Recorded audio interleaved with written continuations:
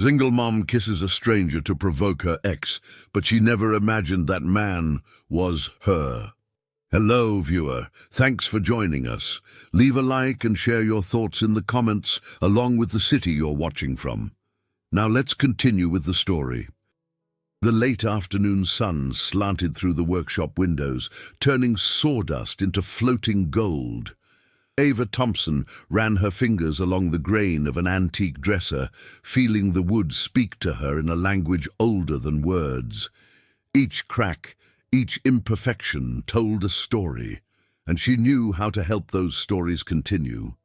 "Mom, it's beautiful." She turned to find her 10-year-old son Liam standing in the doorway, his sandy brown hair catching the light just like his father's used to.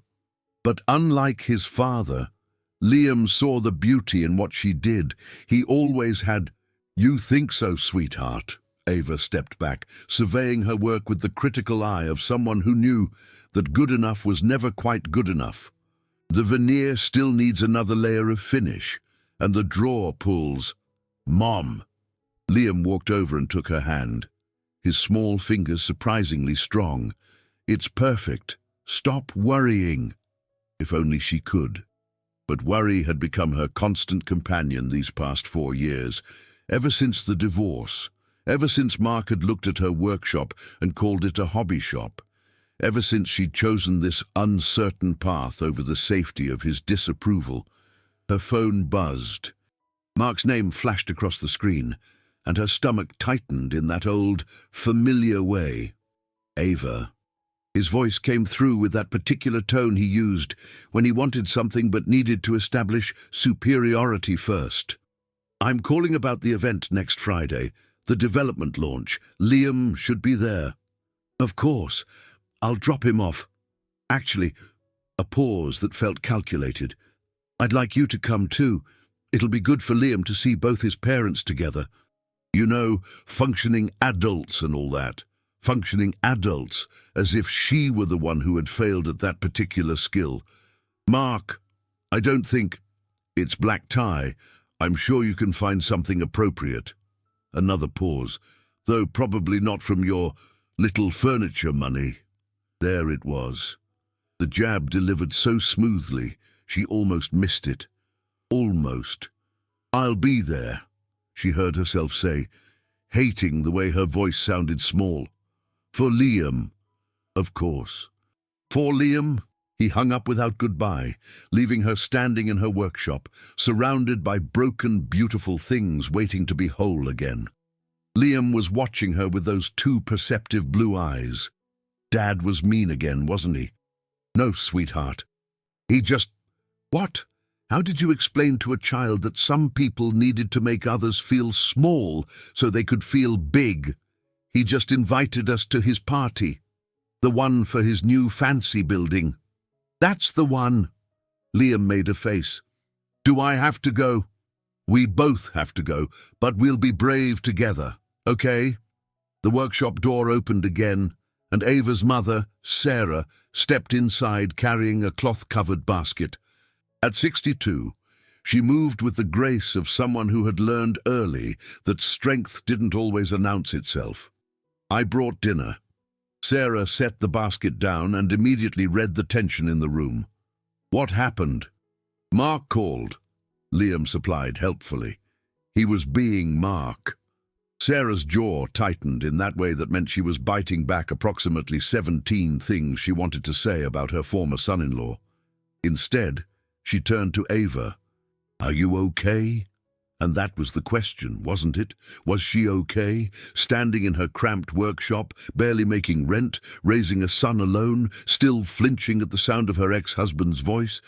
"I'm exactly where I'm supposed to be," Ava said, and meant it, even if where she was supposed to be felt an awful lot like barely holding on. Sarah moved closer, her hand warm on Ava's shoulder. "Your father would be so proud of you. You know that, don't you? He always said you had magic in your hands." Ava felt tears prick her eyes. Her father had died 5 years ago, right before everything fell apart with Mark. Sometimes she wondered if she would have had the courage to leave if her father had still been alive.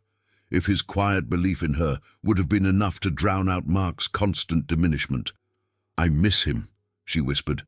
"Me too, honey. Every single day." Sarah squeezed her shoulder. "But he's here, in every piece you restore, in every broken thing you make beautiful again." If only Ava could figure out how to restore herself.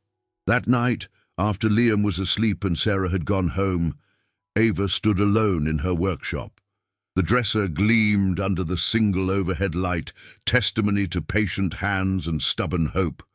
She ran her fingers over its surface one more time, thinking about Friday, Mark's black tie event, his new luxury development, his world of polished surfaces and empty rooms that cost more than most people made in a year. She didn't belong in that world. She never had.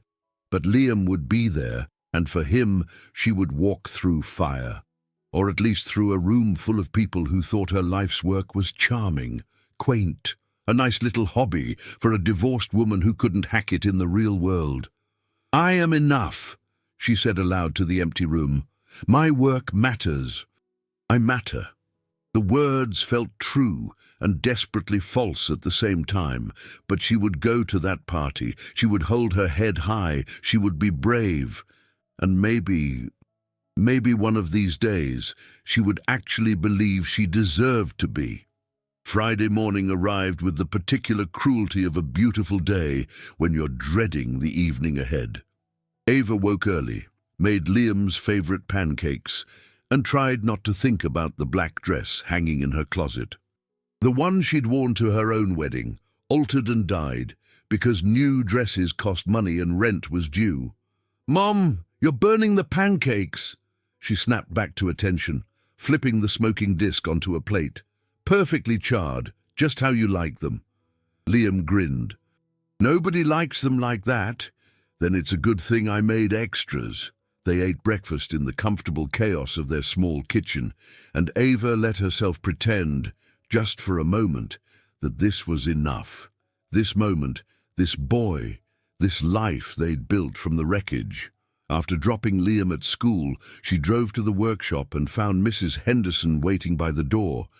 The elderly woman was one of her most loyal customers, bringing piece after piece of family furniture for restoration. "Ava, dear, I have something for you." Mrs. Henderson pulled an envelope from her elegant handbag. "I recommended you to the Historical Society. They're looking for someone to restore furniture for their new exhibition." Ava's heart leaped. "Mrs. Henderson, don't thank me yet. It's a lot of work, and they don't have much budget. But," she pressed the envelope into Ava's hands, "they appreciate quality. They'll see what I see." After Mrs. Henderson left, Ava opened the envelope to find contact information and a handwritten note. "Your work deserves to be seen. Never let anyone tell you otherwise." She spent the rest of the day working on a Victorian chair, losing herself in the rhythm of restoration. Sand, polish, repair, repeat. Each motion a meditation, each fixed joint a small victory. Her phone rang just after 3. Rachel, her best friend since college. "Please tell me you're not planning to wear that funeral dress to Mark's thing tonight." "It's not a funeral dress. It's dignified. It's depressing. Come to my place. I have the perfect dress, and you're borrowing it." "Rachel, no arguments. You're going to that party looking like the successful, independent woman you are. Mark gets enough satisfaction. He doesn't get to see you looking defeated." An hour later, Ava stood in Rachel's apartment, wearing a deep blue dress that actually fit, that made her feel almost beautiful.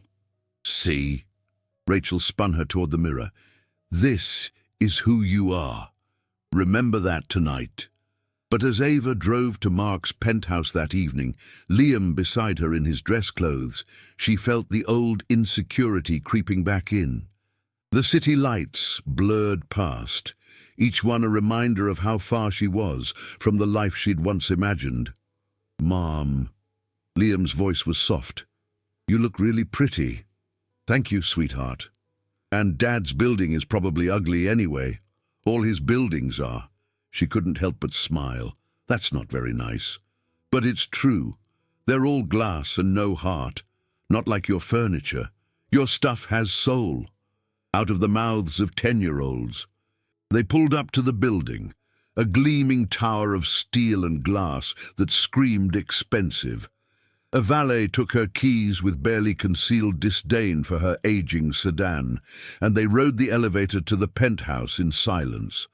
The doors opened onto a room full of beautiful people and empty conversations.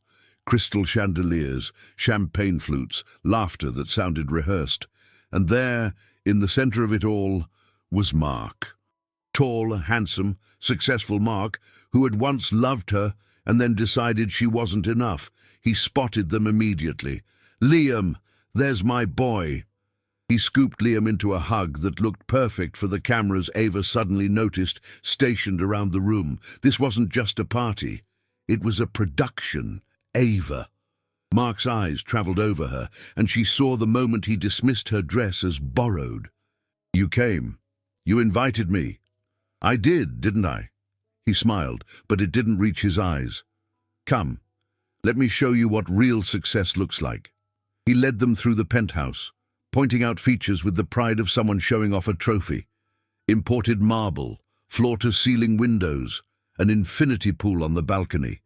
"Each unit starts at 3 million, he was saying to a cluster of admirers. "We've already sold 80%, sight unseen. People recognize quality. Unlike your ex-wife's little hobby," Ava heard in the silence after his words. She was searching for an escape route when Mark cornered her near the dessert table. Liam had wandered off to the balcony, and she felt suddenly vulnerable without her son as a shield. "So," Mark picked up a champagne flute, studying her over the rim. Still playing with broken furniture? There it was, the cut she'd been waiting for all evening. "I'm not playing, Mark. I'm working. I'm building something." "A building," he laughed, and the sound cut deeper than any of his previous cruelty. "Ava, you're barely surviving. When are you going to accept that this fantasy of yours isn't sustainable? You have a child to think about." The words landed like blows, each one finding the exact spot where her own doubts lived. "I am thinking about Liam. I'm showing him that passion matters. That doing what you love is a luxury for people who can afford it. You can't." He leaned closer, his voice dropping. "Come back to the real world, Ava. There are firms that would hire you for interior design. Use that eye of yours for something that actually pays. Stop pretending you're an artist." Something in her chest cracked, not broke, just cracked enough to let something new through. "I need some air," she managed, and walked away before he could see her cry. Ava stood on the balcony, gripping the railing, trying to remember how to breathe. Below, Chicago glittered like scattered diamonds, indifferent to her small heartbreak. Behind her, the party hummed with the sound of people who had never questioned their worth. What if Mark was right? What if this dream of hers was just a nice idea that didn't survive contact with reality? "Mom?" She turned to find Liam watching her with worried eyes. "I'm okay, sweetheart. Just needed a minute. Dad was mean again." It wasn't a question. He doesn't understand. Because he doesn't want to." Liam came to stand beside her, his hand slipping into hers. "Your furniture is beautiful. He's just jealous because he builds stuff nobody loves." God, this child, where had he learned such wisdom? "Come on," she squeezed his hand. "Let's go back inside. We don't have to stay long." But as they re-entered the penthouse, Mark intercepted them with a smile that set off warning bells in Ava's head. "Ava, there you are. I want you to meet some people." He guided her toward a cluster of well-dressed guests, his hand on her elbow proprietary and commanding. "This is my ex-wife. She does furniture." The way he said it, like she collected stamps, like her life's work was a curiosity. "Oh, how charming," one woman cooed. "Like upcycling." "Not exactly," Ava began. She takes old junk and makes it usable again, Mark supplied. It's really quite sweet. A little craft business. Sweet craft business. The words scraped against her soul like sandpaper on raw wood. And suddenly she was done. Done apologizing for her passion. Done shrinking to make others comfortable. Done letting Mark define her worth. Something rose up in her. Something wild and true and utterly reckless. She turned on her heel, scanning the room, and her eyes landed on a man standing alone near the windows. Tall, dark hair graying at the temples, expensive suit worn with the ease of someone who didn't need to prove anything. He was looking out at the city, seemingly lost in thought, apart from the crowd in a way that felt deliberate, perfect. Her heart hammering, Ava walked toward him. She didn't let herself think, didn't let herself question. She just moved, pulled by something that felt bigger than logic. She tapped his shoulder. He turned, and for one split second their eyes met. Grey eyes, sharp and intelligent, with something sad hiding in the depths. Eyes that had seen too much and trusted too little, and then she kissed him. The world stopped. Or maybe it started, she wasn't sure which. His lips were warm, surprised, and then responding. Not pulling away, not pushing her off. Just meeting her in this moment of absolute insanity. Time did strange things, stretched and compressed. She tasted possibility, tasted courage, tasted herself for the first time in years. When she pulled back, breathless, they stared at each other. She saw surprise in his face, and something else. Something that looked almost like recognition. She started, but had no idea how to finish. The stranger's lips quirked into the smallest smile. "Well," he said, his voice deep and measured, "that was unexpected." Behind them, she heard Mark's sharp intake of breath. "Ava! What the hell?" But the stranger had shifted his attention past her. "Thompson." His voice had gone cool, distant. "What a surprise to see you here." Wait. The stranger knew Mark. Mr. Croft. Mark's voice had changed entirely. Gone was the condescension, replaced by something that sounded almost like fear. No, reverence. "I didn't realize you'd be attending. What an honor. I'm Mark Thompson, and this development, I know what it is." The stranger, Mr. Croft, said quietly. And suddenly Ava understood. The whispered name she'd heard all evening, the reason Mark had been so desperate to impress, the invisible king everyone had been trying to court. She'd just kissed Tristan Croft, the billionaire investor, the man who could make or break any development in Chicago with a single phone call, the man Mark had spent 6 months trying to get a meeting with.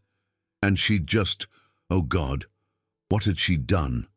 "I'm so sorry," she breathed, taking a step back. I shouldn't have." "Shouldn't have what?" Tristan Croft's eyes found hers again, and she saw something dancing in them. "Amusement, interest, kissed a stranger at a party. I'd say that's exactly what parties are for. That's not..." She couldn't think, couldn't breathe. "I need to go." "Wait." His hand touched her arm, gentle but commanding attention. "I don't even know your name." "Ava," she whispered. "Ava Thompson." "Ava." He said it like he was tasting the syllables. "Ava, who restores furniture." Her eyes shot to his. "How did he—" "I was listening," he said simply. "To your ex-husband's description, though I suspect his version left out everything important." Mark was sputtering beside them, trying to regain control of the situation. "Mr. Croft, I apologize for my ex-wife's behavior. She's been under a lot of stress. Has she—" Tristan didn't even look at Mark. His attention was entirely on Ava, and it felt like standing in sunlight after years in shadow. "Tell me, Ava, what kind of furniture do you restore?" She glanced at Mark, at the growing crowd of onlookers, at Liam watching from near the balcony. "Antiques, mostly. Pieces with history. Things that deserve a second chance." "Things that deserve a second chance," Tristan repeated softly. "I like that." Mr. Croft, perhaps I could show you the building specs. Mark tried again. Another time, Thompson. Tristan's voice was polite but final. He turned back to Ava. I'd like to see your work, if you're amenable. My work? Your workshop, your restorations, whatever you're willing to share. That small smile again. After all, anyone brave enough to kiss a stranger at a party must have interesting stories to tell. Ava felt heat flood her cheeks. That wasn't... I didn't know you were a stranger. The smile widened fraction. We're all strangers until we're not. He pulled a card from his pocket and pressed it into her hand. Their fingers touched, and she felt that jolt of connection again, like touching a live wire, like waking up. Call me, he said, or don't. But I hope you do. And then he walked away, moving through the crowd that parted for him like water, leaving Ava standing there with a business card, a racing heart, and the feeling that her life had just split into before and after. Mark grabbed her arm, pulling her around. What were you thinking? Do you have any idea who that man is? What he could do to my career if he thinks, let go of me? Her voice was steady, calm. The voice of someone who had just jumped off a cliff and discovered she could fly. Ava, I said let go. He did, shocked by the steel in her tone. She found Liam in the crowd and held out her hand. Come on, sweetheart, we're going home. As they rode the elevator down, Liam looked up at her with wide eyes. Mom, did you just kiss that man? I did. Why? Why? Because she was tired of being small, because something in her demanded to be seen. Because for one moment, she wanted to be brave instead of careful. Because, she said, pulling him close, sometimes you have to do something crazy to remember you're alive. The elevator doors opened onto the street, and they walked out into the Chicago night. Above them, in the penthouse, her past continued without her. But in her pocket, she carried a card with a phone number. And in her chest, for the first time in years, she carried something that felt dangerously like hope. Ava didn't sleep that night.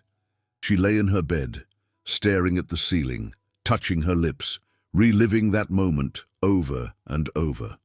The stranger's, Tristan's, surprise, his response, the way the world had narrowed to just them for one impossible heartbeat. What had she been thinking? She hadn't been. That was the point. For once in her careful, calculated post-divorce life, she'd acted on pure instinct, and now she had a business card from one of the most powerful men in Chicago and absolutely no idea what to do about it. The card sat on her nightstand like a dare. By morning, she'd convinced herself it meant nothing. Men like Tristan Croft collected unusual moments like people collected stamps. By next week, he wouldn't even remember her name. But Monday afternoon, her phone rang. Unknown number. Ms. Thompson, this is Jennifer Park, assistant to Tristan Croft. Mr. Croft would like to schedule a meeting to discuss your work. Would Wednesday at 2 work for you? Ava's hands went numb. Yes. Wednesday, 2. Excellent. I'll send the address. Mr. Croft looks forward to seeing you. The call ended, leaving Ava staring at her phone like it might explain what universe she'd accidentally stumbled into. That was him, wasn't it? Rachel's voice came from the workshop doorway. The man you kissed. Ava had called Rachel approximately 30 seconds after leaving Mark's party, spilling the entire story in a breathless rush. Not him. His assistant. He wants to see my work. Your work. Rachel's eyes gleamed. Ava, do you know what this could mean? That I'm going to embarrass myself in front of someone who could probably buy my workshop as a tip. Or, Rachel countered, that your kiss gave him a reason to see past the surface, to actually look at you, When was the last time someone had done that? Wednesday arrived too quickly. Ava changed outfits 4 times, finally settling on simple jeans and a white blouse. The clothes she felt most herself in. If he wanted to see her work, he should see the person who actually did it. The address led her to a downtown building that probably cost more than her entire neighborhood. The elevator was so smooth, she barely felt it move. 30 floors up, it opened directly into an office with windows that offered the city like a gift. And there, standing at those windows, was Tristan Croft. He turned as she entered, and she saw his face clearly for the first time in actual light. Strong features, that grey hair at his temples that somehow made him more attractive, and those eyes, storm cloud eyes that missed nothing. Ava. He said her name like he'd been practicing it. Thank you for coming. Thank you for not having me arrested for assault. The corner of his mouth lifted. Is that what it was? I thought it was more like spontaneous introduction. Despite her nervousness, she smiled. Is that what we're calling it? We can call it whatever makes you comfortable. He gestured to a chair. Please sit. Can I get you anything? Coffee? Water? I'm fine. She sat, hyper-aware of how her workshop-worn hands looked against the pristine leather. Mr. Croft. Tristan, please. Tristan. The name felt dangerous on her tongue. I'm not sure why I'm here. I mean, I know you said you wanted to see my work, but you think I'm humoring you. He sat across from her, close enough that she could see the silver threading through his dark hair. Or that this is some elaborate game, isn't it? No. Simple, direct. I want to know about your work, because when you described it, restoring things that deserve a second chance, you lit up. For just a moment, in a room full of people performing, you were entirely authentic. And he paused, seeming to choose his words carefully. I don't encounter authentic very often. Something in her chest loosened. What do you want to know? So she told him. About finding beauty in broken things, about the way a piece of furniture holds the memories of everyone who touched it, about the meditation of sanding, the prayer of polish, the resurrection of forgotten wood. She told him about her father, who taught her to see potential where others saw trash, about Liam, who understood that making things whole again wasn't just about furniture, and he listened. Not with the polite attention of someone waiting for their turn to talk, but truly listened, asking questions that showed he understood what she wasn't saying. Your ex-husband, Tristan said carefully. He called it a craft business. He calls it a lot of things. None of them mean what I mean when I do the work? What do you mean? She thought about that, really thought. I mean that broken doesn't mean worthless. I mean that history matters. I mean that some things are worth saving, even when it's hard, even when nobody else sees the value. Tristan was quiet for a long moment. Then, 8 years ago, my business partner stole an idea from me. Not just any idea, the one I'd poured my heart into. He turned it into something commercial and soulless and profitable, and I learned that passion makes you vulnerable, that caring about your work means someone can use it against you. That's why you're so careful, she said softly. You're protecting yourself. Yes, he met her eyes. But Saturday night, watching you kiss a stranger to reclaim your dignity, that wasn't careful. That was brave. And it reminded me of something I'd forgotten. What? That sometimes the biggest risk is refusing to risk anything at all. The air between them felt charged, electric. Like standing on the edge of something vast. I should go, Ava said, even though she didn't want to. I'm sure you have meetings. Stay, not a command, a request. Tell me more about your workshop, your process, what you're working on now. So she did. And as afternoon faded into evening, as the city lights began to glow below them, Ava forgot to be nervous. Forgot to feel less than, forgot everything except the pleasure of being truly heard by someone who understood the language of passion. When she finally left, the sky was dark and her face hurt from smiling. Ms. Thompson, Tristan called as she reached the elevator. That kiss at the party. She turned, heat flooding her cheeks. I'm still sorry about that. Don't be. His expression was unreadable. It was the most honest thing that happened all evening. The elevator doors closed on his slight smile, and Ava rode down 30 floors with her heart beating a rhythm that felt dangerously like hope. Her phone buzzed, a text from a number she didn't recognize. I'd like to see your workshop, if you're willing to share that sacred space. So she stared at the message, thumb hovering over the reply button. This was dangerous. This was complicated. This was a man who lived in a different world, who could break her heart without even trying. But when was she going to stop letting fear make her decisions? Thursday afternoon, she typed. Bring work clothes. You'll get sawdust on that fancy suit. His response came immediately. I'll take that risk. And Ava, standing alone in an elevator descending through the heart of Chicago, laughed out loud in sheer, terrified delight. Thursday morning, Ava cleaned her workshop with the fervor of someone preparing for a sacred ritual, which was ridiculous. It was just, a what? A billionaire coming to see her furniture, a man she'd impulsively kissed visiting the space where she poured her heart into wood and varnish. No big deal, completely normal. Mom, you've cleaned that same spot 3 times. Liam watched from his perch on the workbench, homework forgotten. He's just a person who could probably buy our building by accident while paying for coffee. So, his money doesn't make your work less good. Out of the mouths of 10-year-olds, again. The workshop door opened at exactly 2 o'clock. Punctual. She liked that. And when Tristan walked in wearing jeans and a simple black sweater, she liked that even more. He'd taken her advice about the work clothes. Welcome to my kingdom, she said, sweeping her arm across the modest space. It's not much, but it's perfect. He was already moving toward the Victorian dresser she'd been restoring. May I? Please. He ran his fingers along the wood grain with surprising reverence. How old? 1870s. Oak, with hand-carved details. Someone painted it white in the 80s, which nearly killed it. But underneath, she came to stand beside him.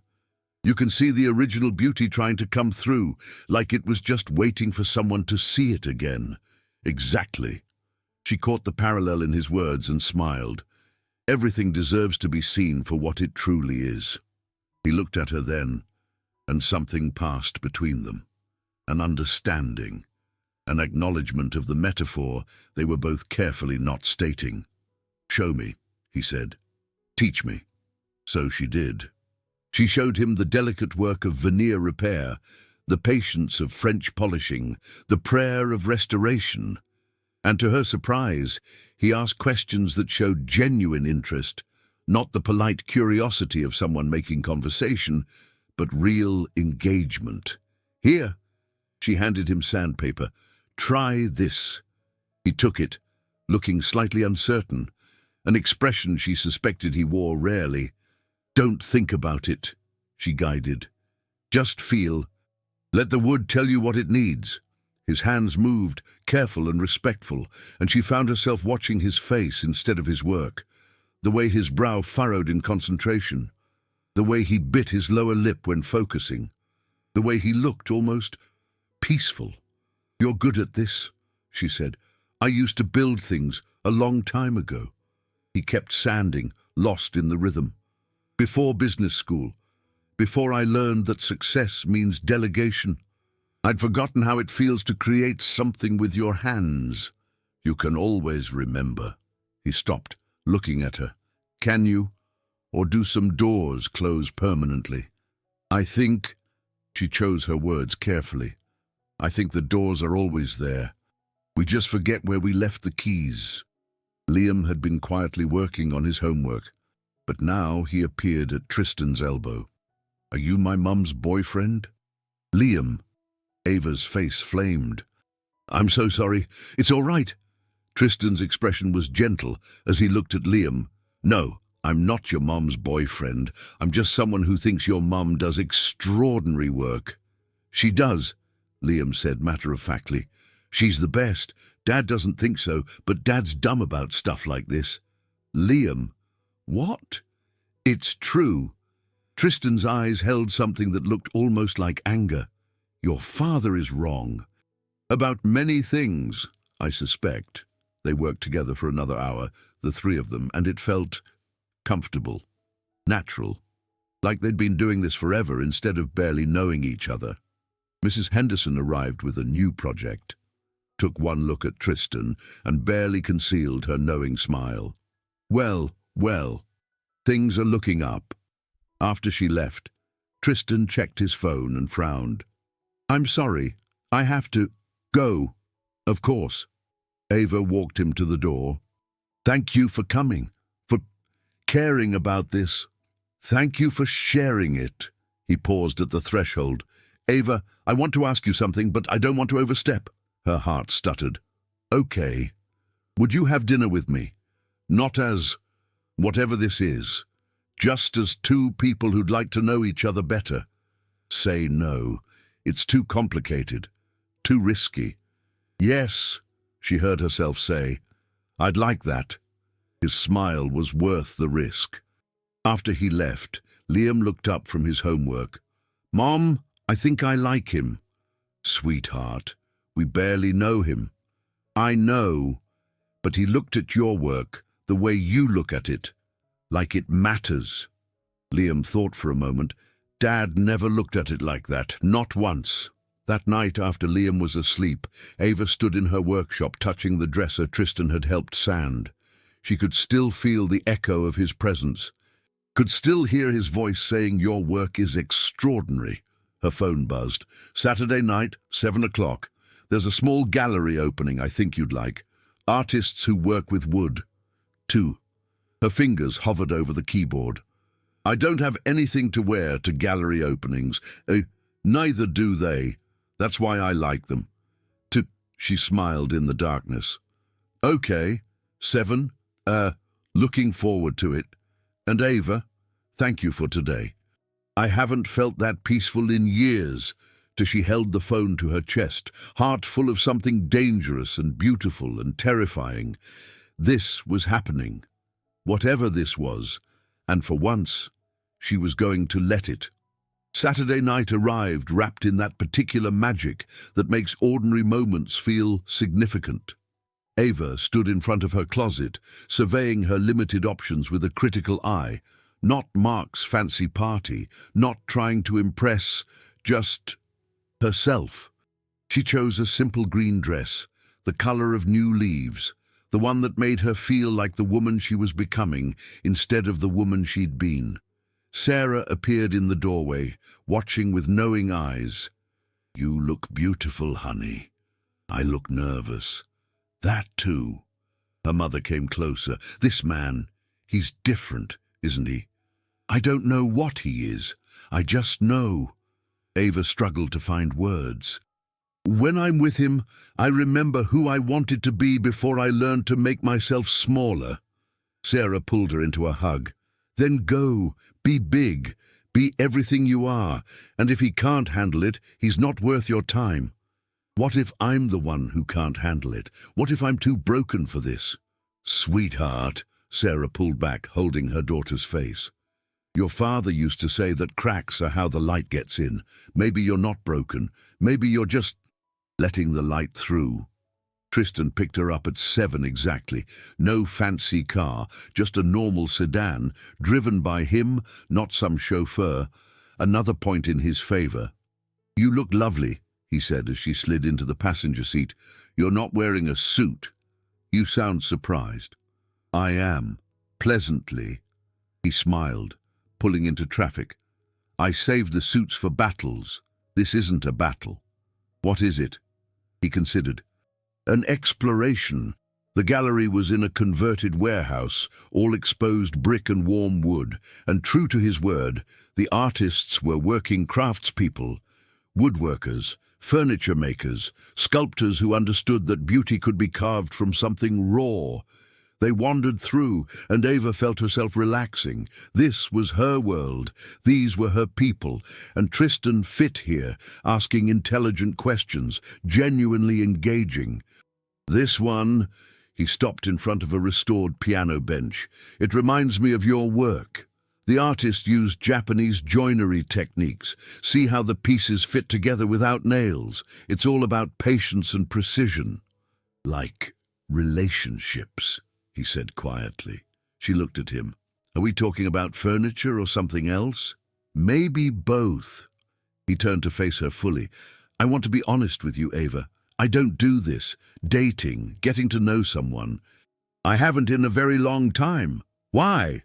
Because 8 years ago, someone I trusted took the thing I loved most and turned it into profit, and I learned that showing people your heart gives them a weapon. I understand that, she said softly.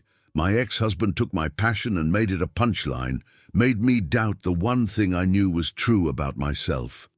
How did you survive it? I don't know if survive is the right word.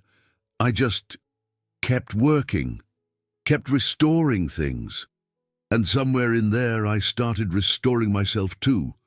They stood in the gallery, surrounded by art, and Ava felt something shift. This wasn't just attraction. This was recognition. Two wounded people finding each other in the wreckage. I'm scared, she admitted, of this, of whatever this is becoming. So am I. His hand found hers. But I'm more scared of walking away and wondering what if. They left the gallery as the sun set, turning Chicago into a watercolor. Tristan suggested walking, and they wandered through the city, talking about everything and nothing. He told her about growing up with a father who built empires but struggled to show love. She told him about choosing her workshop over Mark's vision of who she should be. Do you regret it? He asked. The divorce? Not even once. She meant it. I regret the years I spent trying to be enough for someone who would never think I was. But leaving, that saved my life. They stopped at a small restaurant, the kind of hole-in-the-wall place that served comfort instead of pretension. Over pasta and red wine, the conversation flowed like they'd known each other for years instead of days. Tell me about your father, she said. You mentioned him before. Tristan's expression softened with grief. He died 8 years ago. Cancer. Quick and brutal. And I never... His voice caught. I never told him I loved him. Not the way he needed to hear it. He knew. Did he? Tristan looked at her. Because I was so busy trying to prove I was worthy of his empire that I forgot to just be his son. He knew, Ava repeated, reaching across the table to touch his hand. Parents always know, even when we don't say it right. His fingers threaded through hers, and the touch felt sacred. I have something, he said, at my apartment. A piece of furniture that belonged to him. It needs restoration, but I've never been able to bring myself to have it done. Every time I think about giving it to someone, I worry they won't understand how important it is. I'd be honored to look at it. But Tristan, you understand, I can't promise. I know, He met her eyes. I trust you with it. I trust you to see its value. They drove to his apartment in comfortable silence. And when she stepped into his penthouse, it wasn't what she expected. Yes, it was elegant, but it was also oddly empty, like a stage set waiting for real life to happen. Here, he led her to a corner where a beautiful secretary desk sat, scarred and water-damaged. It was his favorite piece. He did his best thinking at this desk. Ava approached it reverently, running her fingers over the damaged wood. It's oak, 19th century, and it's magnificent. Can you fix it? She looked at him, at the hope and fear warring in his expression. I can restore it. I can make it structurally sound and beautiful again. But Tristan, it'll never be exactly what it was. Restoration isn't about erasing history. It's about honoring it while moving forward. Isn't that what we're all trying to do? Yes, she whispered. I think it is. They stood together in his empty apartment, And Ava felt the weight of this moment, the trust he was offering, the vulnerability it required. "I'll take care of it," she promised, "like it's my own father's desk, like it holds everything precious. Thank you," his voice was rough, "for understanding, for seeing." He drove her home as midnight approached. At her door, they stood in the pool of porch light, neither wanting the evening to end. "Ava," he took her hand, "I know this is fast. I know we barely know each other, but I need you to understand something." "What?" "That kiss at the party. I've thought about it every day since, not because it was spontaneous or surprising, but because for the first time in 8 years, I felt something other than empty." Her breath caught. "Tristan, I'm not asking for anything. I just needed you to know. You woke something up in me. Something I thought was dead." She reached up, touching his face. "You did the same for me. You looked at my work, and you saw it, really saw it. No one's done that in so long." "I see you," he said. "Not just your work, you." And then he kissed her. Not impulsive this time, not desperate, just tender, like a question asked gently.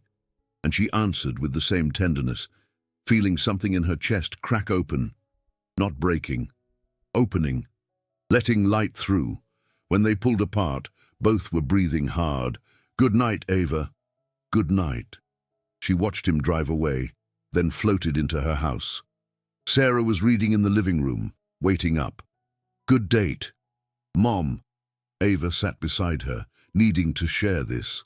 "I think I'm falling for him." "Is that crazy? It's been less than a week." "Sometimes the heart knows faster than the head." Sarah closed her book. "But honey, be careful. You're still healing. Don't lose yourself in someone else again." "I won't, I promise." Ava meant it. "This feels different. He doesn't want to change me. He wants to understand me. Then follow your heart. But keep your eyes open." That night, Ava lay in bed, touching her lips, feeling the echo of Tristan's kiss. Outside her window, the city hummed with late-night life. Her phone lit up with a text. "Thank you for tonight, for understanding about the desk, for being exactly who you are. Sleep well." She typed back, "Thank you for seeing me, for letting me see you. Sweet dreams." And then, almost as an afterthought, "Bring the desk by the workshop Monday. Let's start making it beautiful again." His response was immediate. "Both the desk and I are counting on it." Ava smiled in the darkness, heart full of possibility. Yes, this was fast. Yes, this was risky. Yes, she could get hurt. But somewhere between that impulsive kiss and this careful courtship, she'd remembered something crucial. She was brave enough to try. And maybe, just maybe, that was enough. Monday morning arrived with Tristan's desk. He helped carry it in, both of them maneuvering the heavy piece through the workshop door, with the awkward intimacy of people learning to move in sync. "Here." He paused near the main workbench. "Perfect." Ava cleared space, already seeing the desk's potential beneath its damage. "Let me get my tools." But Tristan didn't leave. He lingered, watching as she gathered sandpaper, wood oil, her favorite brushes, and there was something in the way he looked at her workspace, like he was seeing a cathedral instead of a cramped room filled with sawdust and half-finished dreams. "You love it here," he said. Not a question. "I do." She ran her hand along her workbench, feeling decades of use in the worn wood. "This is where I'm most myself. No pretending, no performing, just creating. I envy that." His voice held a wistfulness that tugged at her heart. "I can't remember the last time I felt that way about anything. Maybe you've been looking in the wrong places." He smiled. That small quirk of his lips she was beginning to recognize as his tell for deeper emotion. "Maybe I have." They spent the morning assessing his father's desk. Ava showed him the water damage, the split veneer, the places where time and neglect had taken their toll, and with each flaw she identified, she also showed him the beauty underneath. The craftsmanship that had survived, the potential for restoration. "It'll take time," she warned. "This isn't something you rush. Each step has to be done right, or the whole piece suffers." "Like healing," he said softly. "Exactly like healing." Liam burst through the door after school, backpack flying, energy preceding him like a wave. He stopped short when he saw Tristan, then grinned. "You came back." "I did. Your mom is going to help me restore something important." "Cool." Liam dropped his bag and came to inspect the desk. "Wow, this is old." "Like, really old?" "It belonged to my father." Tristan's voice caught slightly. "He used to let me sit under it when I was about your age. I'd do my homework while he worked, and sometimes he'd tell me stories." "What kind of stories?" "About building things. Not just buildings, but legacies. Things that lasted beyond us." Tristan touched the damaged wood with reverence. "He said the best work you can do is work that matters after you're gone." Ava watched them together, this man and her son, and felt something dangerous bloom in her chest. Liam had been so young when Mark left. He barely remembered having a father who was present, and here was Tristan, talking to him like he mattered, like his questions deserved real answers. "Can I help?" Liam asked. "With the desk?" Tristan looked to Ava, who nodded. "Of course. But first, homework." Liam groaned but complied, settling at the small table in the corner, and then it was just the two of them again, Ava and Tristan, working side by side on something broken that deserved to be whole. She taught him the basics of veneer repair, guiding his hands, showing him how to feel the wood's needs through his fingertips. He was a quick study, patient and focused in a way that spoke of hidden depths. "You're good at this," she said, watching him work. "I had a good teacher." His eyes found hers, and the workshop suddenly felt smaller, warmer, charged with possibility. They were interrupted by Mrs. Henderson, arriving with a new commission, an antique hope chest that had been in her family for generations. She took one look at Tristan, then at Ava, and her knowing smile said everything. Well, young man, you have good taste. This one's special." She gestured at Ava like she was showing off a prized student. "I'm beginning to realize that," Tristan said, his gaze never leaving Ava's face. After Mrs. Henderson left, they worked in comfortable silence, the kind of silence that happens between people who don't need to fill every moment with words, and Ava found herself relaxing into this new rhythm, this unexpected partnership. "Ava!" Tristan's voice broke the quiet. "Can I ask you something?" "Of course." "Your ex-husband, when he diminished your work, did you ever believe him?" The question struck deep. She stopped sanding, considering her answer carefully. "Yes, for a long time, I believed him. It's easy to doubt yourself when someone you love tells you your passion doesn't matter, when they make you feel foolish for caring about something they can't see the value in. But you kept going anyway. I didn't have a choice. This work," she gestured around the workshop, "it's not something I do, it's who I am. Giving it up would have meant giving up myself, and I'd already lost enough." Tristan set down his tools and turned to face her fully. "I need you to know something. What you do here matters, not because it's profitable or impressive or whatever other metric the world uses, but because it's authentic, because it comes from a place of genuine passion. And that's rarer than you think." Tears pricked her eyes. "You really believe that?"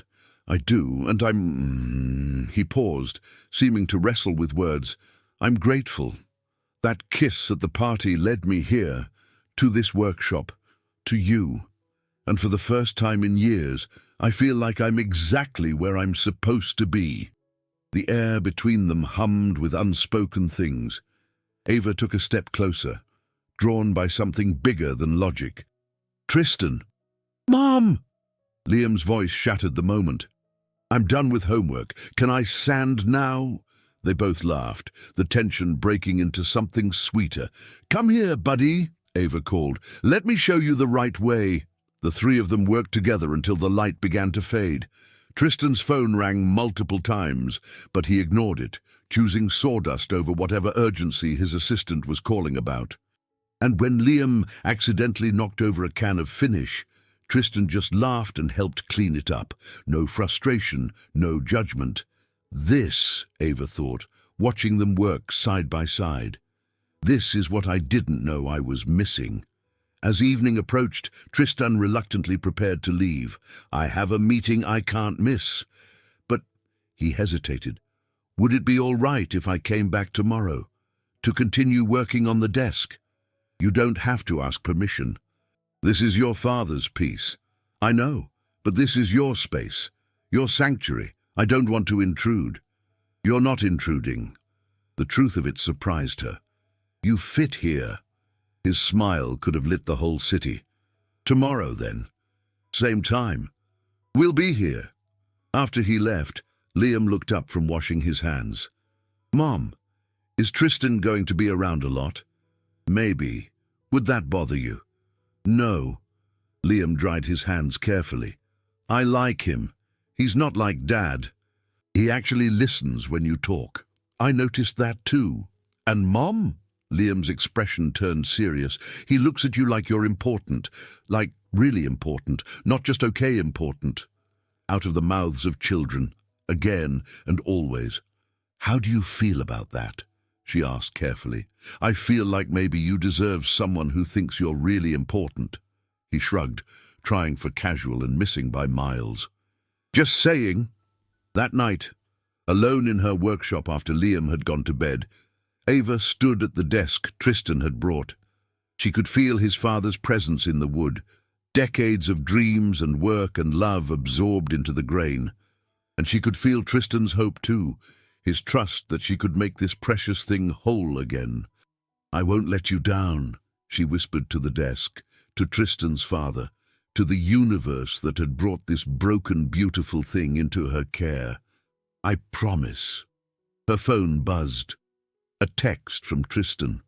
Thank you for today, for letting me into your world. It's the most peaceful I've felt in years. Sleep well. Does she type back? Thank you for seeing my world as worth entering. Tomorrow we'll make real progress on the desk, and maybe on other things too. His response came immediately. I'm counting on it, both the desk and the other things. Good night, Ava. She smiled in the darkness, touching the damaged wood, feeling the potential for transformation humming under her fingertips. Broken things could be made beautiful again. She'd built her whole life on that truth. Maybe it was time to believe it applied to hearts too. The following week passed in a rhythm that felt almost too good to trust. Tristan came to the workshop every afternoon, and together they worked on his father's desk. But more than that, they worked on each other's walls. The careful dismantling of defenses built over years of hurt. He told her about his father's death, how it had hollowed him out. She told him about the slow erosion of her marriage, how Mark's constant criticism had almost convinced her she was worthless. And in the telling, in the witnessing of each other's pain, something shifted. Friday evening, Tristan invited her to his penthouse to see the desk's future home. Liam came too, unable to find a sitter, and Ava watched nervously as her son explored the elegant space. It's really big, Liam said, his voice echoing in the minimalist living room. Don't you get lonely? Tristan looked startled by the question. Sometimes. Yes, we could visit more, Liam offered with the easy generosity of children. If you want. Mom says lonely people just need someone to see them. Ava's face flamed. Liam, I didn't. It's true though, right? Tristan's eyes held hers. We all just want to be seen. They ordered pizza, and Liam made himself at home on Tristan's pristine white couch, completely unbothered by the luxury around him.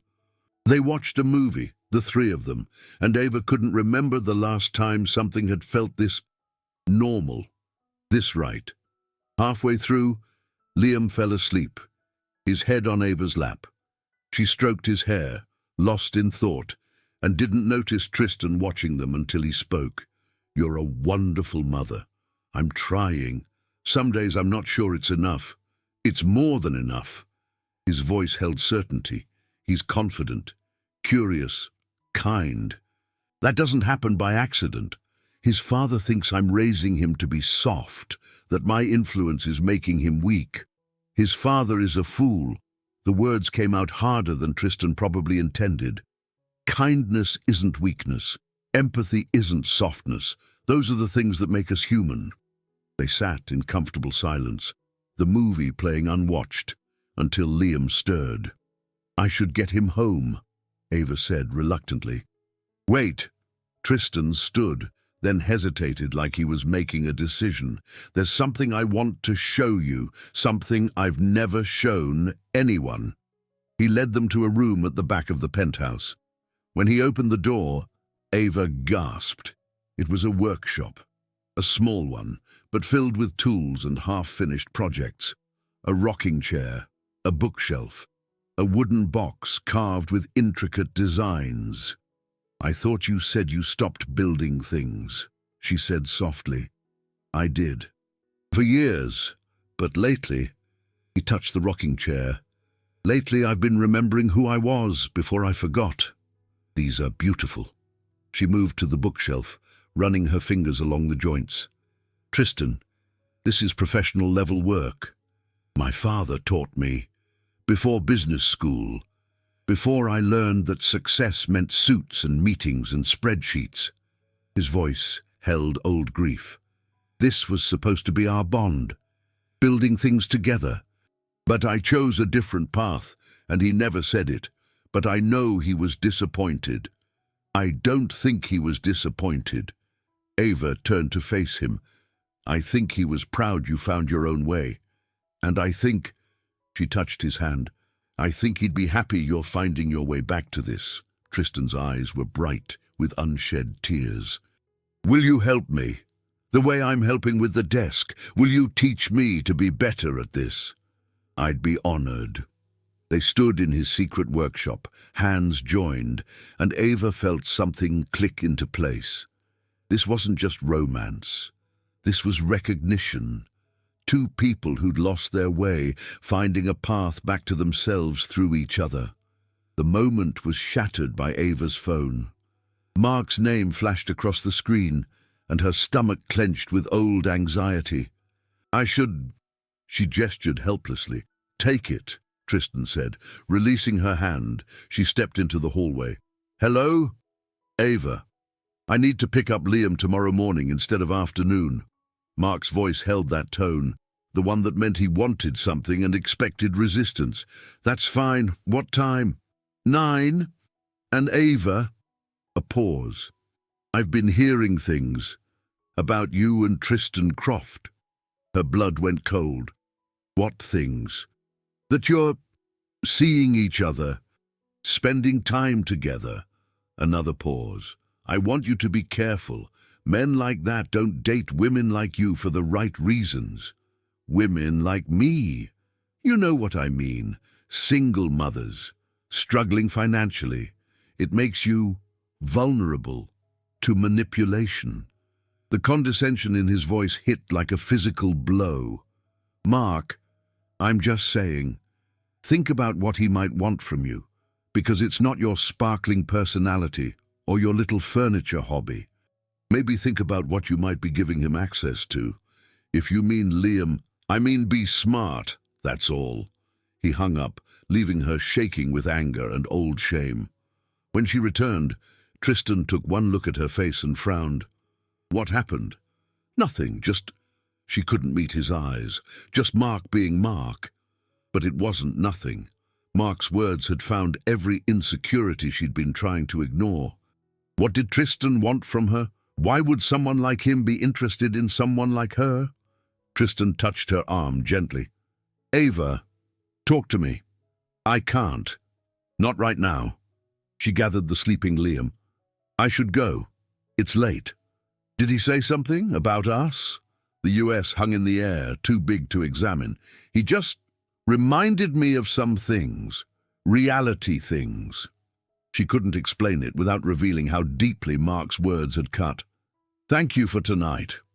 For dinner, for showing me your workshop. Ava, please don't let him. Good night, Tristan. She left before he could see her cry, carrying her sleeping son to the car, Mark's voice echoing in her head. Men like that don't date women like you for the right reasons. Maybe he was right. Maybe this was all too good to be true. Maybe she was setting herself up for another fall. That night, lying awake, she touched her phone, seeing Tristan's text. Whatever he said, it's not true. You know that, right? But did she? Did she really know anything at all? She fell asleep without answering and dreamed of beautiful things just out of reach. The next 2 weeks unfolded like a dream Ava kept waiting to wake from. Tristan took her to a small art gallery opening where the artists were all craftspeople, people who worked with their hands and understood that beauty could be carved from something raw. They talked for hours about passion and purpose and the terror of pursuing work you loved.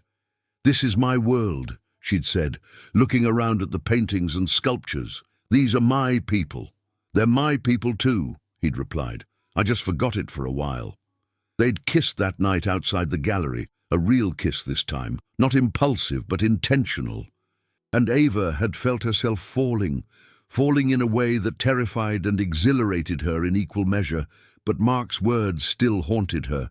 And when Tristan gently suggested he could help her business expand, could connect her with clients who would value her work, she'd pulled back. "I need to do this myself," she'd said, hating how her voice sounded both proud and afraid. "I understand. But Ava, accepting help isn't weakness. I know that.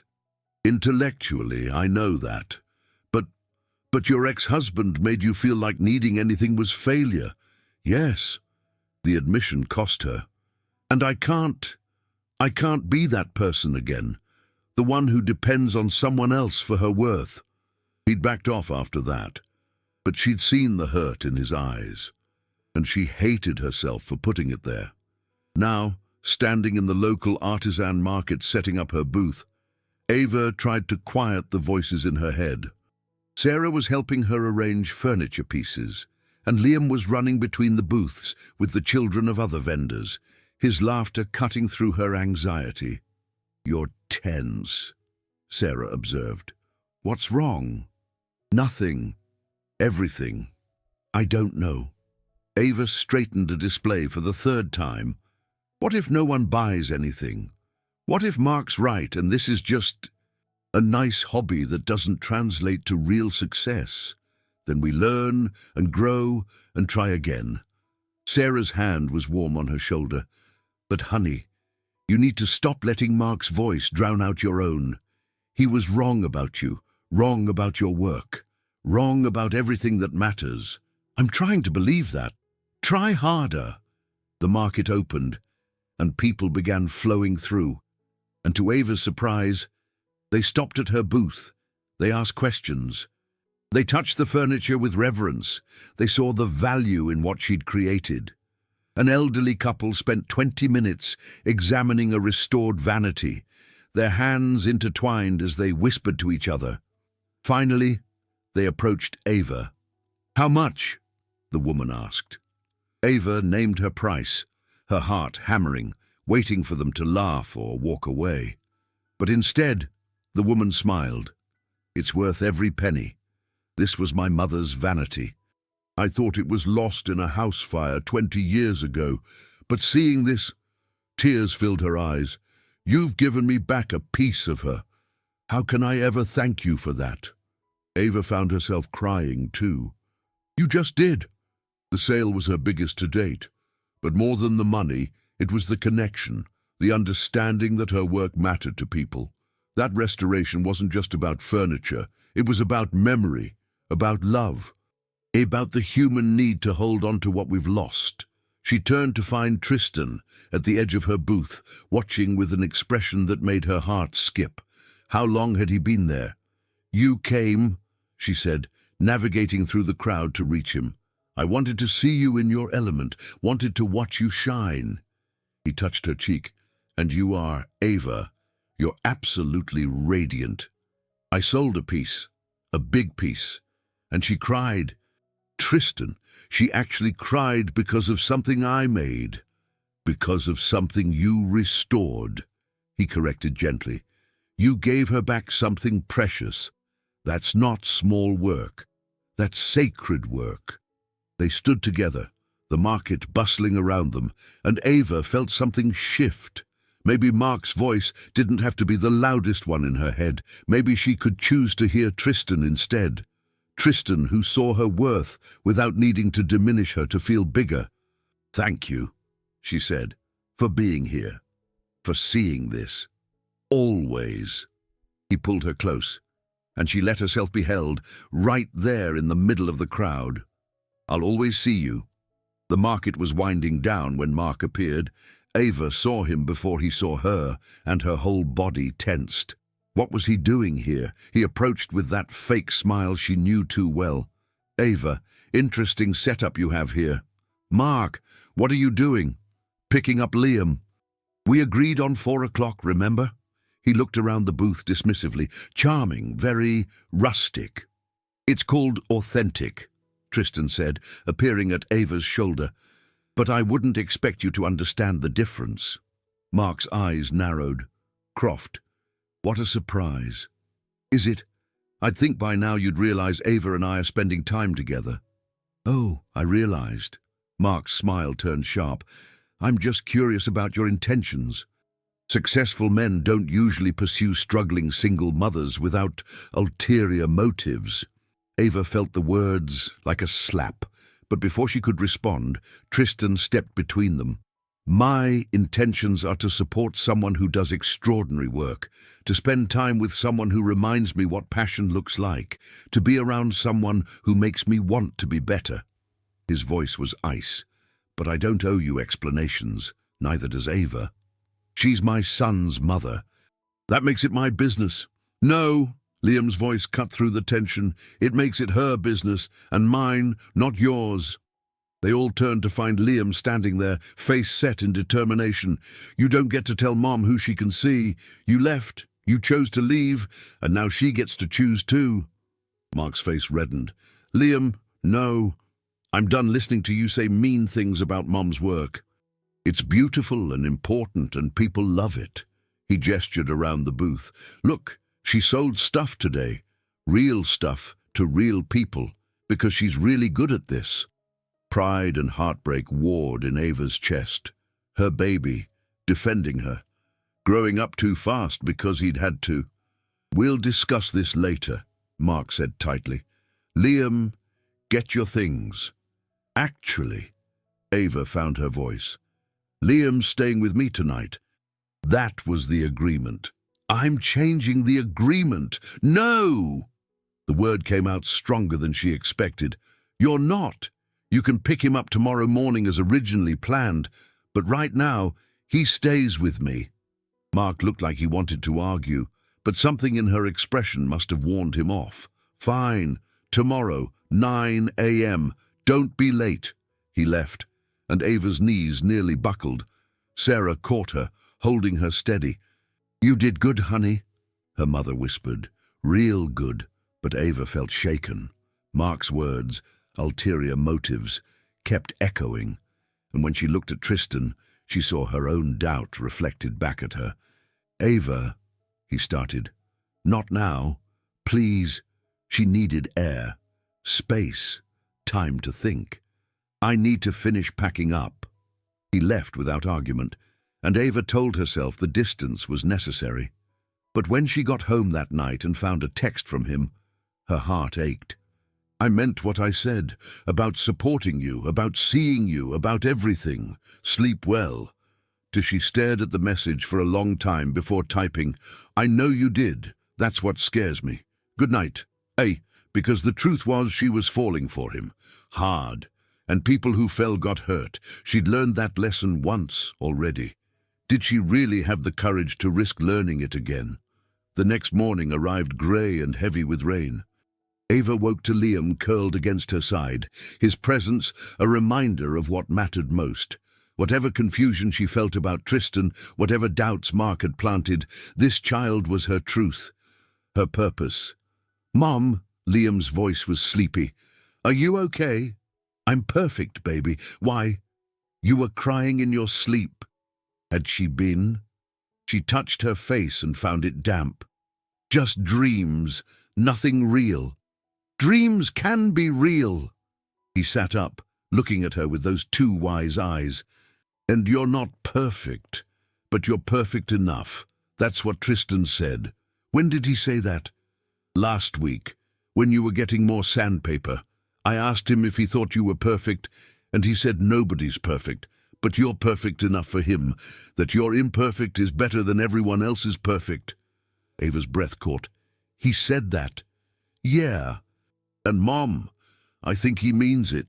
They lay together, listening to rain drum against the window, and Ava tried to quiet the war in her head. Mark's voice versus Tristan's, fear versus hope, safety versus risk. Her phone rang. Tristan's name flashed, and her heart did that skip-jump thing that told her she was already too far gone to protect herself. Hello? Ava, I need to tell you something, and I need you to really hear me. His voice was serious, urgent. Mark is trying to sabotage you. What? I did some digging after yesterday, called in some favors. He's been spreading rumors about your work, talking to potential clients, telling them you're unreliable, suggesting your pieces might not be authentic restorations. The world tilted. Why would he? Because he sees you succeeding without him. Because my interest in you threatens his narrative that you need him. Because... Tristan paused. Because he's scared you'll prove him wrong about everything. Ava sat up, her mind racing. How do you know this? I have sources, people who hear things. And Ava, there's more. He's trying to buy the building your workshop is in. He's made an offer to the landlord. He wouldn't. He already has. Your landlord hasn't accepted yet. But the pressure's there. She felt sick. This is my life, my work. He has no right. I agree. Which is why I want to help. I can match his offer. I can buy the building and lock in your lease. Long-term. Affordable. And there it was. The offer that should have felt like salvation, but instead felt like proof of every doubt Mark had planted. No! The word came out flat, hard. Ava, no, I can't. I won't be another acquisition, another project you take on because you feel sorry for me. That's not what this is. I'm trying to protect you by buying my workshop, by making me dependent on your generosity. Her voice rose, years of accumulated pain spilling over. Don't you see? That's exactly what Mark said would happen, that you'd make me need you so you could control me. The silence on the other end was deafening. You think I'm trying to control you? Tristan's voice was carefully neutral, dangerously calm. I think you're used to solving problems with money. I think you see me struggling and want to fix it, but I'm not a problem, Tristan. I'm a person, and I need to know I can survive on my own, even if surviving means losing everything. Yes, she was crying now, even then. So you'd rather prove a point than accept help from someone who... He stopped. Who what? Nothing. Forget it. His voice had gone cold, distant. The voice of Tristan Croft, the investor, not Tristan, the man who'd learned to sand wood in her workshop. I'll back off. Handle Mark however you see fit. Tristan, I didn't mean... I think we both need some space to figure out what this is, or if it's anything at all. The call ended, leaving Ava staring at her phone, heart shredding in her chest. Liam was watching from the doorway. You pushed him away, didn't you? Baby, it's complicated. No, it's not. His voice held an edge of anger she'd never heard before. He was trying to help, and you said no because you're scared. You're scared like Dad said, scared to trust anyone. That's not fair, isn't it? Liam's eyes were bright with tears. I'm 10 and even I can see he loves you. But you're so busy proving you don't need anyone that you can't see it. He stormed to his room, leaving Ava alone with the wreckage of her choices. The rain fell harder, and she stood at her window watching the city blur. Was Liam right? Was she so scared of being controlled that she couldn't accept genuine care? But the alternative was worse. letting herself need Tristan, then watching him leave like Mark had, like everyone eventually did. Better to be alone than abandoned. Her phone buzzed. "Sarah, I heard what happened." Mark called, gloating. "Said you finally drove off your rich boyfriend." Her mother's voice was tight with anger. "Please tell me that's not true." "I don't know what it is. I just know I can't keep doing this, feeling like I'm one wrong move away from losing everything again." "Oh, honey." Sarah's voice softened. "That's not strength. That's fear wearing strength's costume. Real strength is being vulnerable enough to let people in. What if they hurt me? What if they don't? What if you're missing your chance at real happiness because you're too busy protecting yourself from hypothetical pain?" After they hung up, Ava stood in her workshop, surrounded by broken, beautiful things waiting to be restored, and she understood, finally, the cruel irony of her life. She could restore furniture, could see the beauty in broken wood, could believe in second chances for objects, but she couldn't extend that same grace to herself, couldn't believe she deserved restoration too. 3 days passed like years. Ava threw herself into work, spending 18-hour days in the workshop trying to outrun her thoughts. But at night, alone, Tristan's absence screamed louder than any words. She'd hurt him. She knew that. Could feel it in the silence where his daily texts used to be, in the empty afternoons when he would have been learning beside her, in Liam's disappointed looks that said more than any lecture. Mark had been relentless, calling repeatedly with new offers for her workshop space, each one higher than the last, each one proving Sarah's point. He was desperate to control the one thing he couldn't, her independence. "Take the money," he'd said on his latest call. "Be smart for once in your life." But smart meant different things to different people, and Ava was done letting Mark define her choices. Thursday afternoon, she had a visitor. Margaret Croft, Tristan's mother. The elegant woman appeared at her workshop door like a vision in cashmere and pearls, completely out of place and somehow perfectly at home. "Mrs. Croft, Tristan didn't mention you were coming. He doesn't know I'm here." Margaret stepped inside, her eyes taking in every detail. "And please, call me Margaret, may I?" Ava gestured for her to sit, mind racing. What did Tristan's mother want with her? Margaret settled gracefully, then got straight to the point. "My son is miserable. I'm sorry to hear that. Are you? Because from where I'm standing, you're the reason." The words should have stung, but they were delivered without malice. Just fact.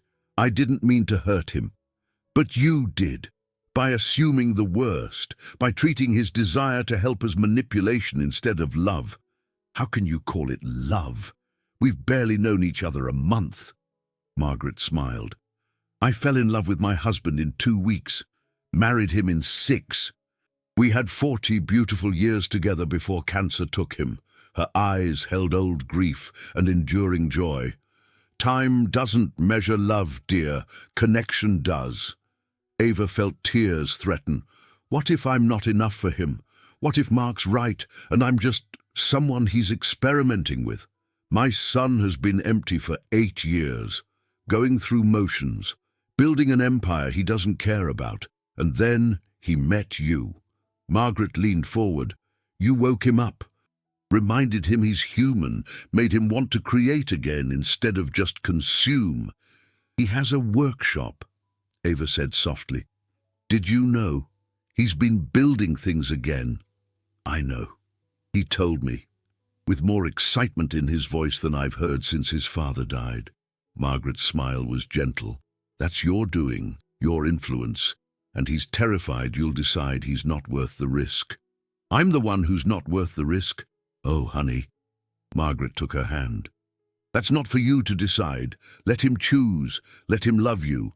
And if he fails, if he hurts you, then you'll survive. But shutting him out because you're afraid." She shook her head. "That's not survival. That's slow death." After Margaret left, Ava sat in the silence, her words echoing. Let him love you. Could she? Could she really open herself to that vulnerability again? Her phone rang. Unknown number. Miss Thompson, this is the Historical Society. We'd like to commission you for the museum exhibition we discussed. 3 pieces, full restoration. It's a significant project. Ava's hands shook. Yes, I'd be honored. After the call ended, she wanted to share the news with someone, wanted to text Tristan, but the silence between them felt too vast to bridge with words. So instead, she did what she always did when words failed. She worked. Robert Croft's desk was nearly finished. The veneer repaired, the finish glowing, the hidden compartment restored and functional.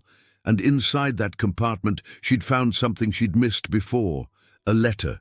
She opened it carefully, the old paper fragile under her fingers. "Dear Tristan," it began, "if you're reading this, I'm probably gone, and I hope you've found this desk's secrets, because they're worth finding. I built this piece when you were born. Every joint, every detail, carved with the hope you'd inherit not my money, but my values. Build things that last, love deeply. Choose authenticity over approval, and know that broken doesn't mean worthless. Sometimes the most beautiful things are the ones that have been damaged and repaired. They carry their history with grace. Love, Dad." Ava read the letter 3 times, tears streaming down her face. This was what Tristan needed to see. This was his father's final message, hidden in the desk he'd asked her to restore. She took a photo, her hands shaking, and sent it to him with a simple message. "Found this in the desk. Thought you should have it before I finish the restoration. A." Then she added, "I'm sorry for everything. You were trying to love me and I made it about fear. I don't know if you can forgive that, but I needed you to know your father's words. They're for you." The response came 30 minutes later, just 2 words. "I'm coming." Ava paced the workshop, heart hammering. What would she say? How could she explain that she'd pushed him away, not because she didn't care, but because she cared too much? When Tristan walked through the door, she saw it in his face. The hurt she'd caused, the distance he'd built to protect himself, the exact walls she'd been building too. "Thank you," he said quietly, "for sending that. It means everything. It means everything." She moved closer. "Tristan, I need to explain." "You don't. I understand." His voice was careful, guarded. "You need to prove you can do this alone, and I was overstepping." "No, you were caring, and I—" She took a breath. "I was scared. I'm still scared. But Margaret came to see me today." That surprised him. "My mother. She said I was choosing slow death over the risk of living. And she's right." Ava closed the distance between them. "I've been so busy protecting myself from potential pain that I couldn't see the real pain I was causing. To you, to us, to the possibility of what we could be. Ava, let me finish, please." She took his hand, and he let her. "Mark spent years convincing me I wasn't enough, that my passion was a hobby, my dreams were cute, my worth was conditional, and some part of me still believes him. But then there's you, looking at my work like it matters, looking at me like I matter, and it terrifies me. Why? Because what if he's right? What if I'm not enough for you? What if—" "Stop." Tristan cupped her face. "Stop letting his voice be louder than mine. Stop letting fear make your decisions." He rested his forehead against hers. "I'm not him. I will never be him. And you're not just enough. You're extraordinary." She let herself believe it, just for a moment. Let his words sink in deeper than Mark's ever had. "I got the Historical Society commission," she whispered. "You did. Ava, that's incredible. And I want to celebrate with you, want to share it with you, want to—" She pulled back to meet his eyes. "Want to try again? Slower? Carefully? with better communication and less fear. His smile was sunrise after a long night. I'd like that too. They stood together in her workshop, surrounded by restoration projects, and Ava felt something settle in her chest. This was real. This was worth the risk. This was love, tentative and terrified and absolutely, perfectly true. The following weeks passed in a kind of golden haze. Ava and Tristan rebuilt their connection carefully, intentionally, with the same patience she used on furniture restoration. And slowly, the walls between them came down. Until the night everything fell apart. It started with a business proposal. Tristan, in his eagerness to support her, had drawn up formal investment documents, professional terms, clear boundaries, everything designed to help without making her feel dependent. He presented them after dinner, his face hopeful. I had my lawyers draft this. It's a legitimate business investment, not charity. You maintain full creative control.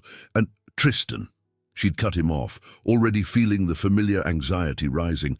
I told you I need to do this myself. You are doing it yourself. This is just support. The kind any business owner would accept. Any business owner who's worthy of investment. But am I? The old doubts surfaced. What if I fail? What if I take your money and prove Mark right? This again. His voice held frustration now. When are you going to stop letting him define you? When are you going to stop trying to fix me? The words landed wrong. She saw him flinch. I'm not trying to fix you, Ava. I'm trying to help you succeed. By analyzing my business model, by creating investment proposals, by treating this like... She gestured at the documents. Like it's one of your projects. That's not fair, isn't it? Years of hurt were rising now, spilling over. You showed up at my workshop and started, what? Studying me, figuring out my problems, making plans to solve them. I fell in love with you. His voice was sharp now, raw. That's what I did. I watched you work and fell completely, irrevocably in love. And yes, I want to help. Yes, I see challenges you face and want to remove them, because that's what you do when you love someone. The air went out of the room. What did you say? I said I love you. He stood pacing now, and maybe that's terrifying. Maybe it's too soon. Maybe I should have kept it to myself. But I'm tired of careful. I'm tired of pretending this is casual when it's the most significant thing that's happened to me in years. Ava couldn't breathe, couldn't think, love. He loved her, and instead of joy, all she felt was panic. You don't know me well enough to love me, don't I?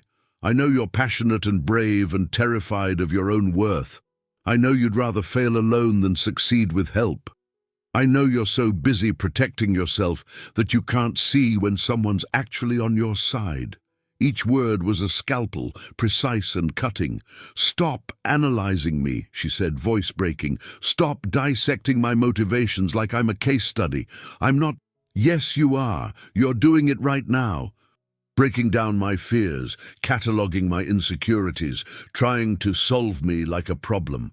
Because I'm trying to understand you. No. You're trying to fix me. There's a difference. She grabbed her jacket. I need to go. Ava, wait, I can't do this. I can't be your project, your charity case, your... What? What was she to him, really? Your restoration. The word hung between them, sharp and cutting. Tristan's face went still. Is that what you think? That you're just furniture to me? Something broken I want to repair? Aren't I? You showed up at that party, saw a desperate woman making a fool of herself, and thought what? Here's someone I can save.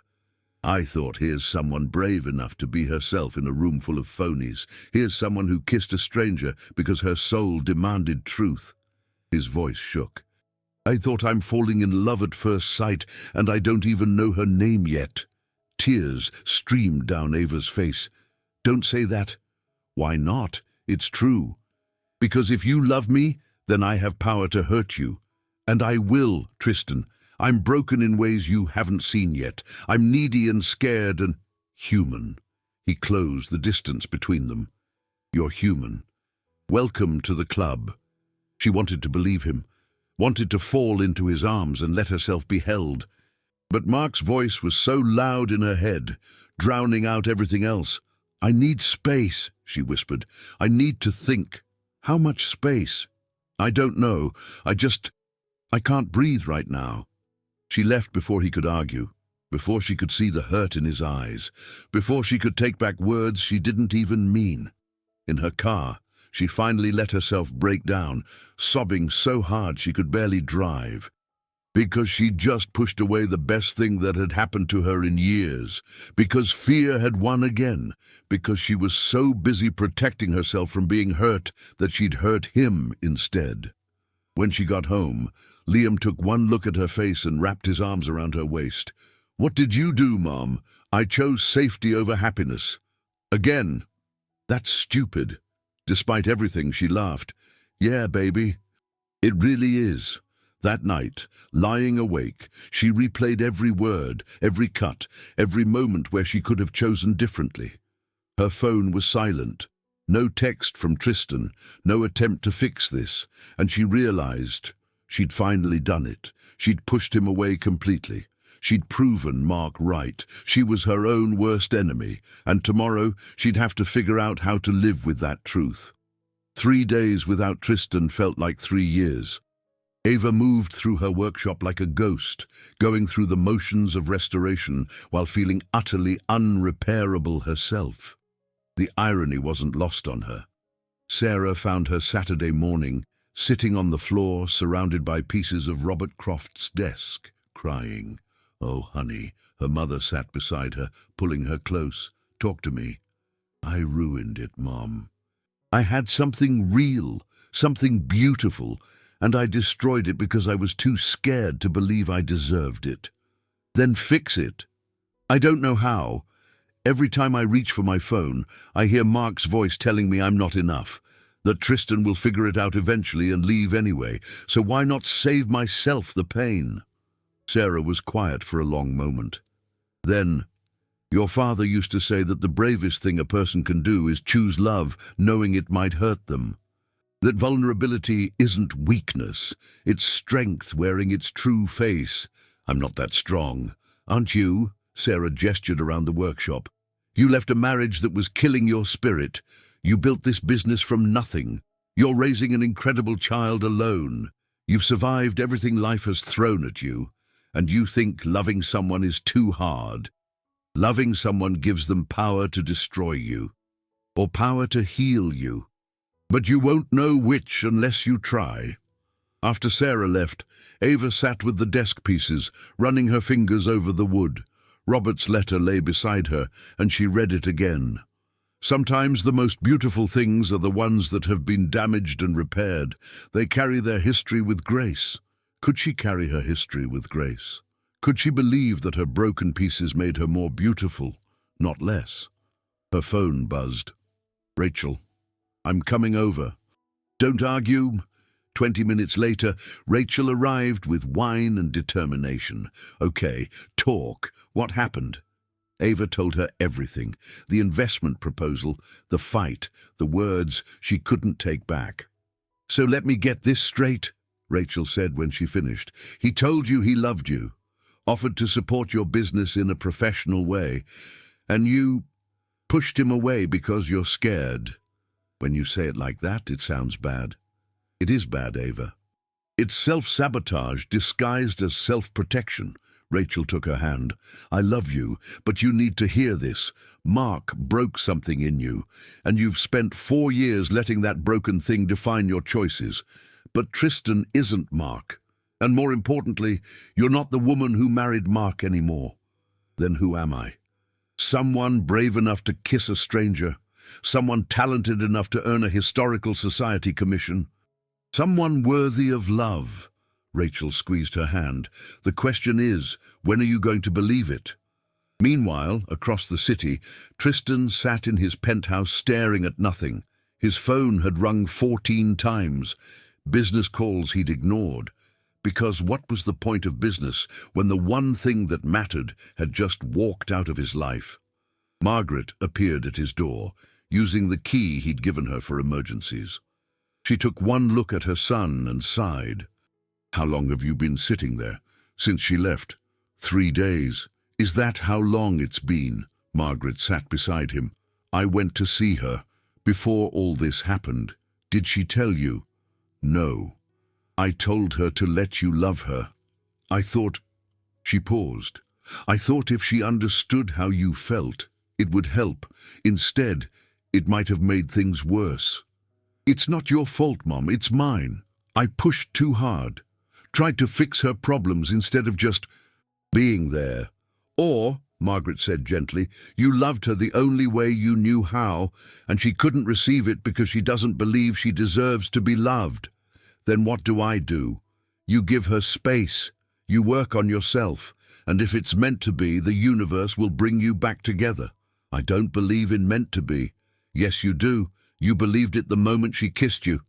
Tristan closed his eyes, remembering that kiss, the way the world had stopped, the way his heart had recognized something his mind couldn't explain. "I've been thinking about Dad," he said, "about that letter. Broken doesn't mean worthless."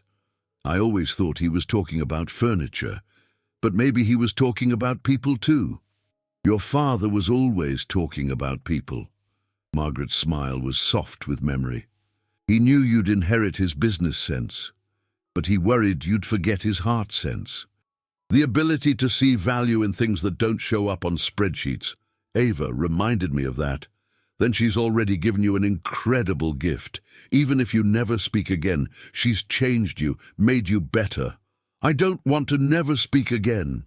His voice broke. "I want forever with her. I want to build things together, make a life together, be there when Liam grows up and has kids of his own. I want—" He couldn't finish. "Then tell her. Not with investment proposals or business plans. With your heart. I tried that. She ran. Because she was scared. But scared people can become brave if you give them time and reason." After Margaret left, Tristan stood in his secret workshop, looking at the half-finished projects, the rocking chair, the bookshelf, the carved box, all these things he'd been making without knowing why, but he knew now. He'd been building an answer to a question he hadn't yet asked. Can someone who's forgotten how to love learn to do it again? And the answer, piece by piece, was yes. He picked up sandpaper and got to work. Back at her workshop, Ava was doing the same, working on Robert's desk with the kind of focused intensity that came from needing to quiet her mind. Each stroke of sandpaper a meditation, each application of oil a prayer. Liam appeared in the doorway, backpack still on, face serious. "Mom, I need to say something and you need to not get mad." "Okay, you're being dumb." Despite everything, she laughed. "Tell me how you really feel." "Tristan loves you, like really loves you. The kind of love that doesn't go away just because you're scared. And you love him too. I can see it. Everyone can see it. So why are you pretending you don't?" "Baby, it's complicated." "No, it's not. You're scared Dad's right about you not being good enough.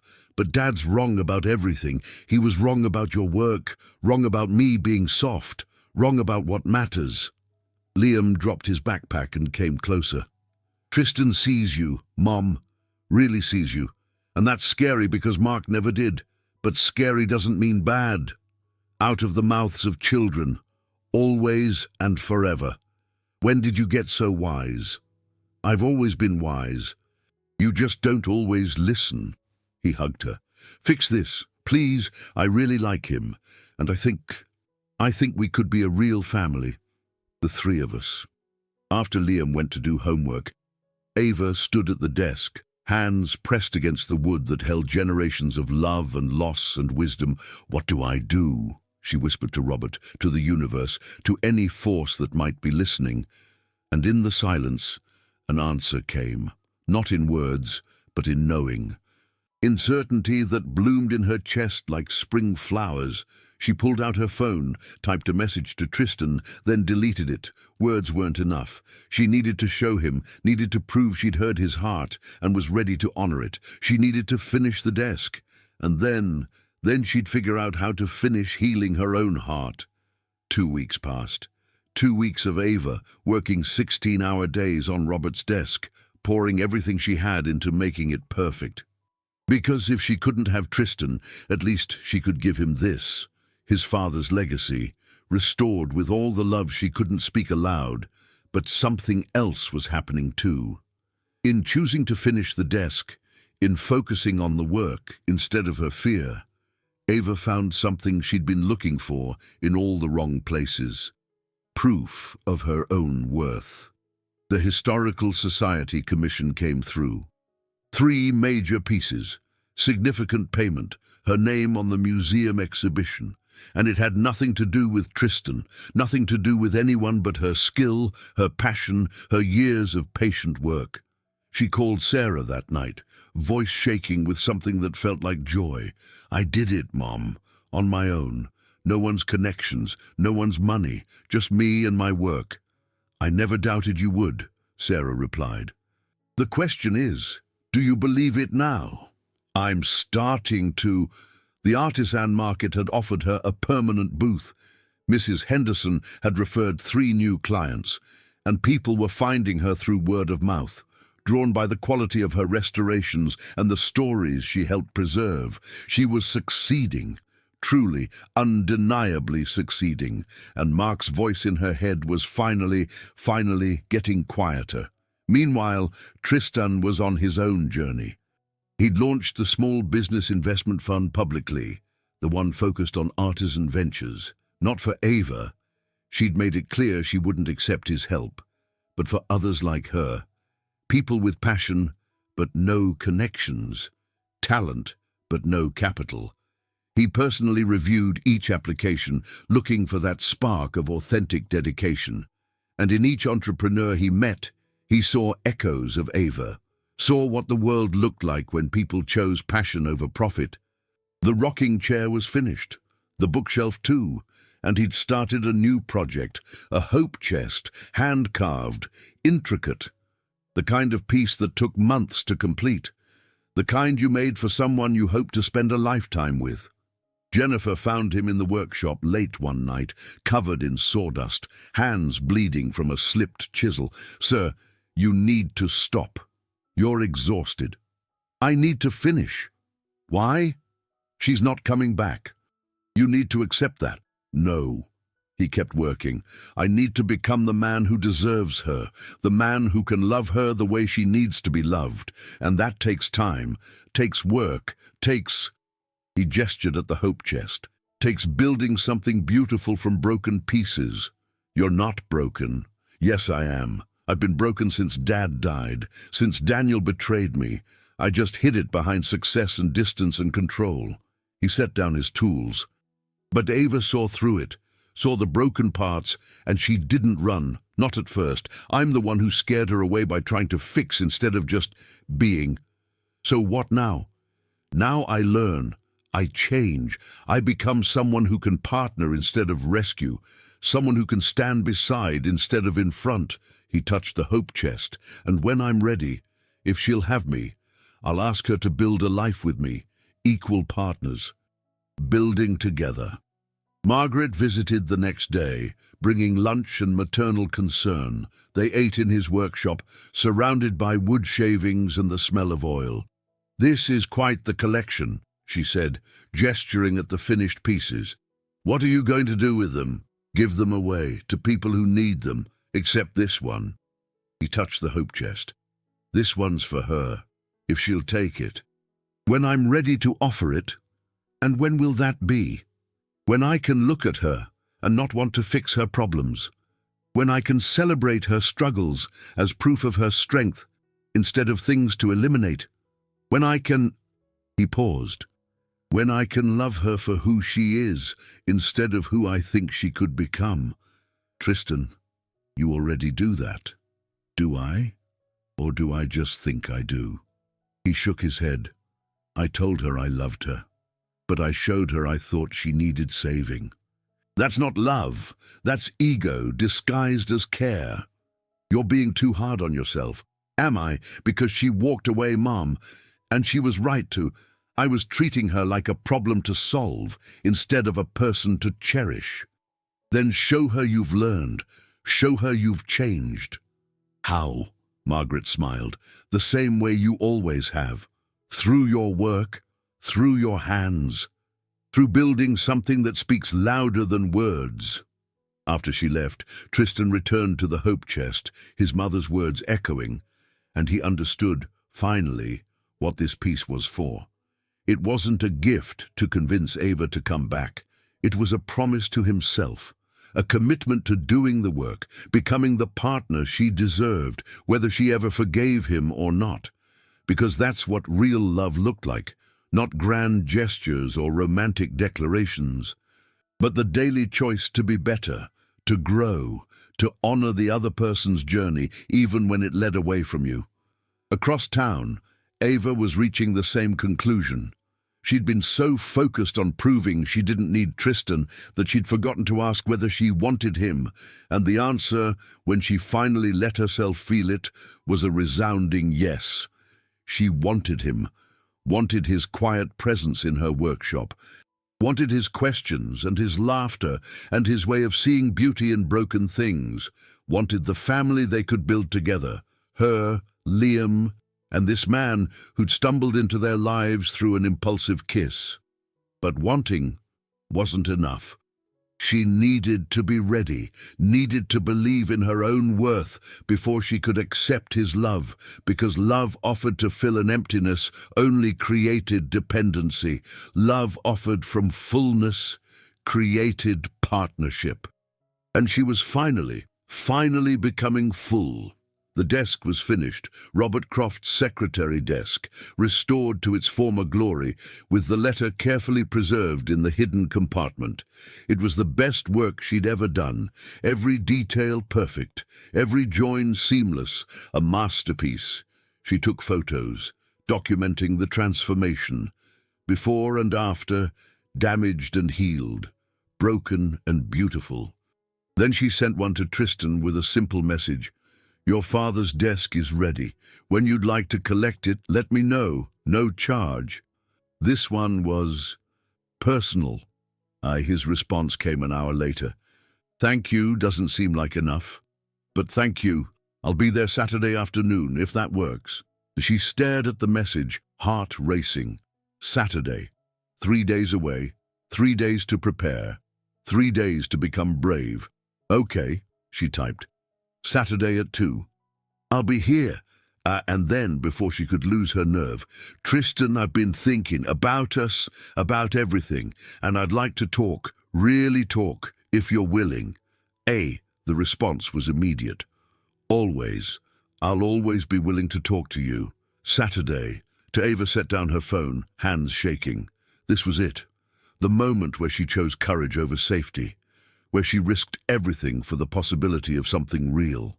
And for the first time in 4 years, she felt ready. Saturday arrived dressed in autumn gold. Ava spent the morning cleaning her workshop, arranging Robert's desk in the best light, rehearsing and discarding a dozen speeches. Sarah appeared at noon with sandwiches and steady presence. Eat, you need your strength. I can't, I'm too nervous. All the more reason. She pressed a sandwich into Ava's hands. Honey, whatever happens today, you've already won. You finished that desk. You proved you could create something extraordinary without anyone's help. That's victory. But what if he doesn't want me anymore? What if I pushed him away one too many times? Then you'll survive. You'll hurt, and you'll heal, and you'll keep building beautiful things. But Ava, Sarah cupped her face. I don't think that's what's going to happen. I think he's been waiting. I think he's been becoming the man you need him to be, the same way you've been becoming the woman who can accept real love. How do you always know the right thing to say? Because I've lived long enough to recognize when two people are meant for each other. And you and Tristan, you're meant. At 1:55, Ava's heart was hammering so hard she thought it might break through her ribs. At 1:58, she heard his car pull up. At 2 o'clock exactly, Tristan Croft walked through her workshop door and stopped, just stopped, staring at the desk with an expression that made Ava's eyes fill with tears. "Ava!" His voice broke on her name. It's perfect. It's finished." She moved to stand beside him, every detail restored, the letter preserved, your father's legacy honored. He reached out, touching the wood with reverence. "How did you—" "It's even more beautiful than I remembered. It was always beautiful. It just needed someone to see past the damage to the treasure underneath." They stood together, not touching, both understanding the metaphor neither was saying aloud. "Ava," Tristan turned to face her fully, "I need to tell you something, and I need you to really hear me." "Okay. I love you. I've loved you since that night at Mark's party when you were brave enough to claim your truth. And I'm going to love you whether we're together or not, whether you forgive me or not. That's not going to change." Her breath caught. "Tristan, but I also need to apologize for trying to fix instead of support, for treating your struggles as problems to solve instead of proof of your strength, for making you feel like you weren't enough when you were always more than enough. I wasn't just your fault. I was scared. I'm scared. Mark did damage I'm still healing from." "I know, and I'm not asking you to be healed. I'm just asking—" He pulled something from his pocket, a small wooden box, beautifully carved. "I'm asking if you'll let me build something with you. Not for you. With you, equal partners, equal builders."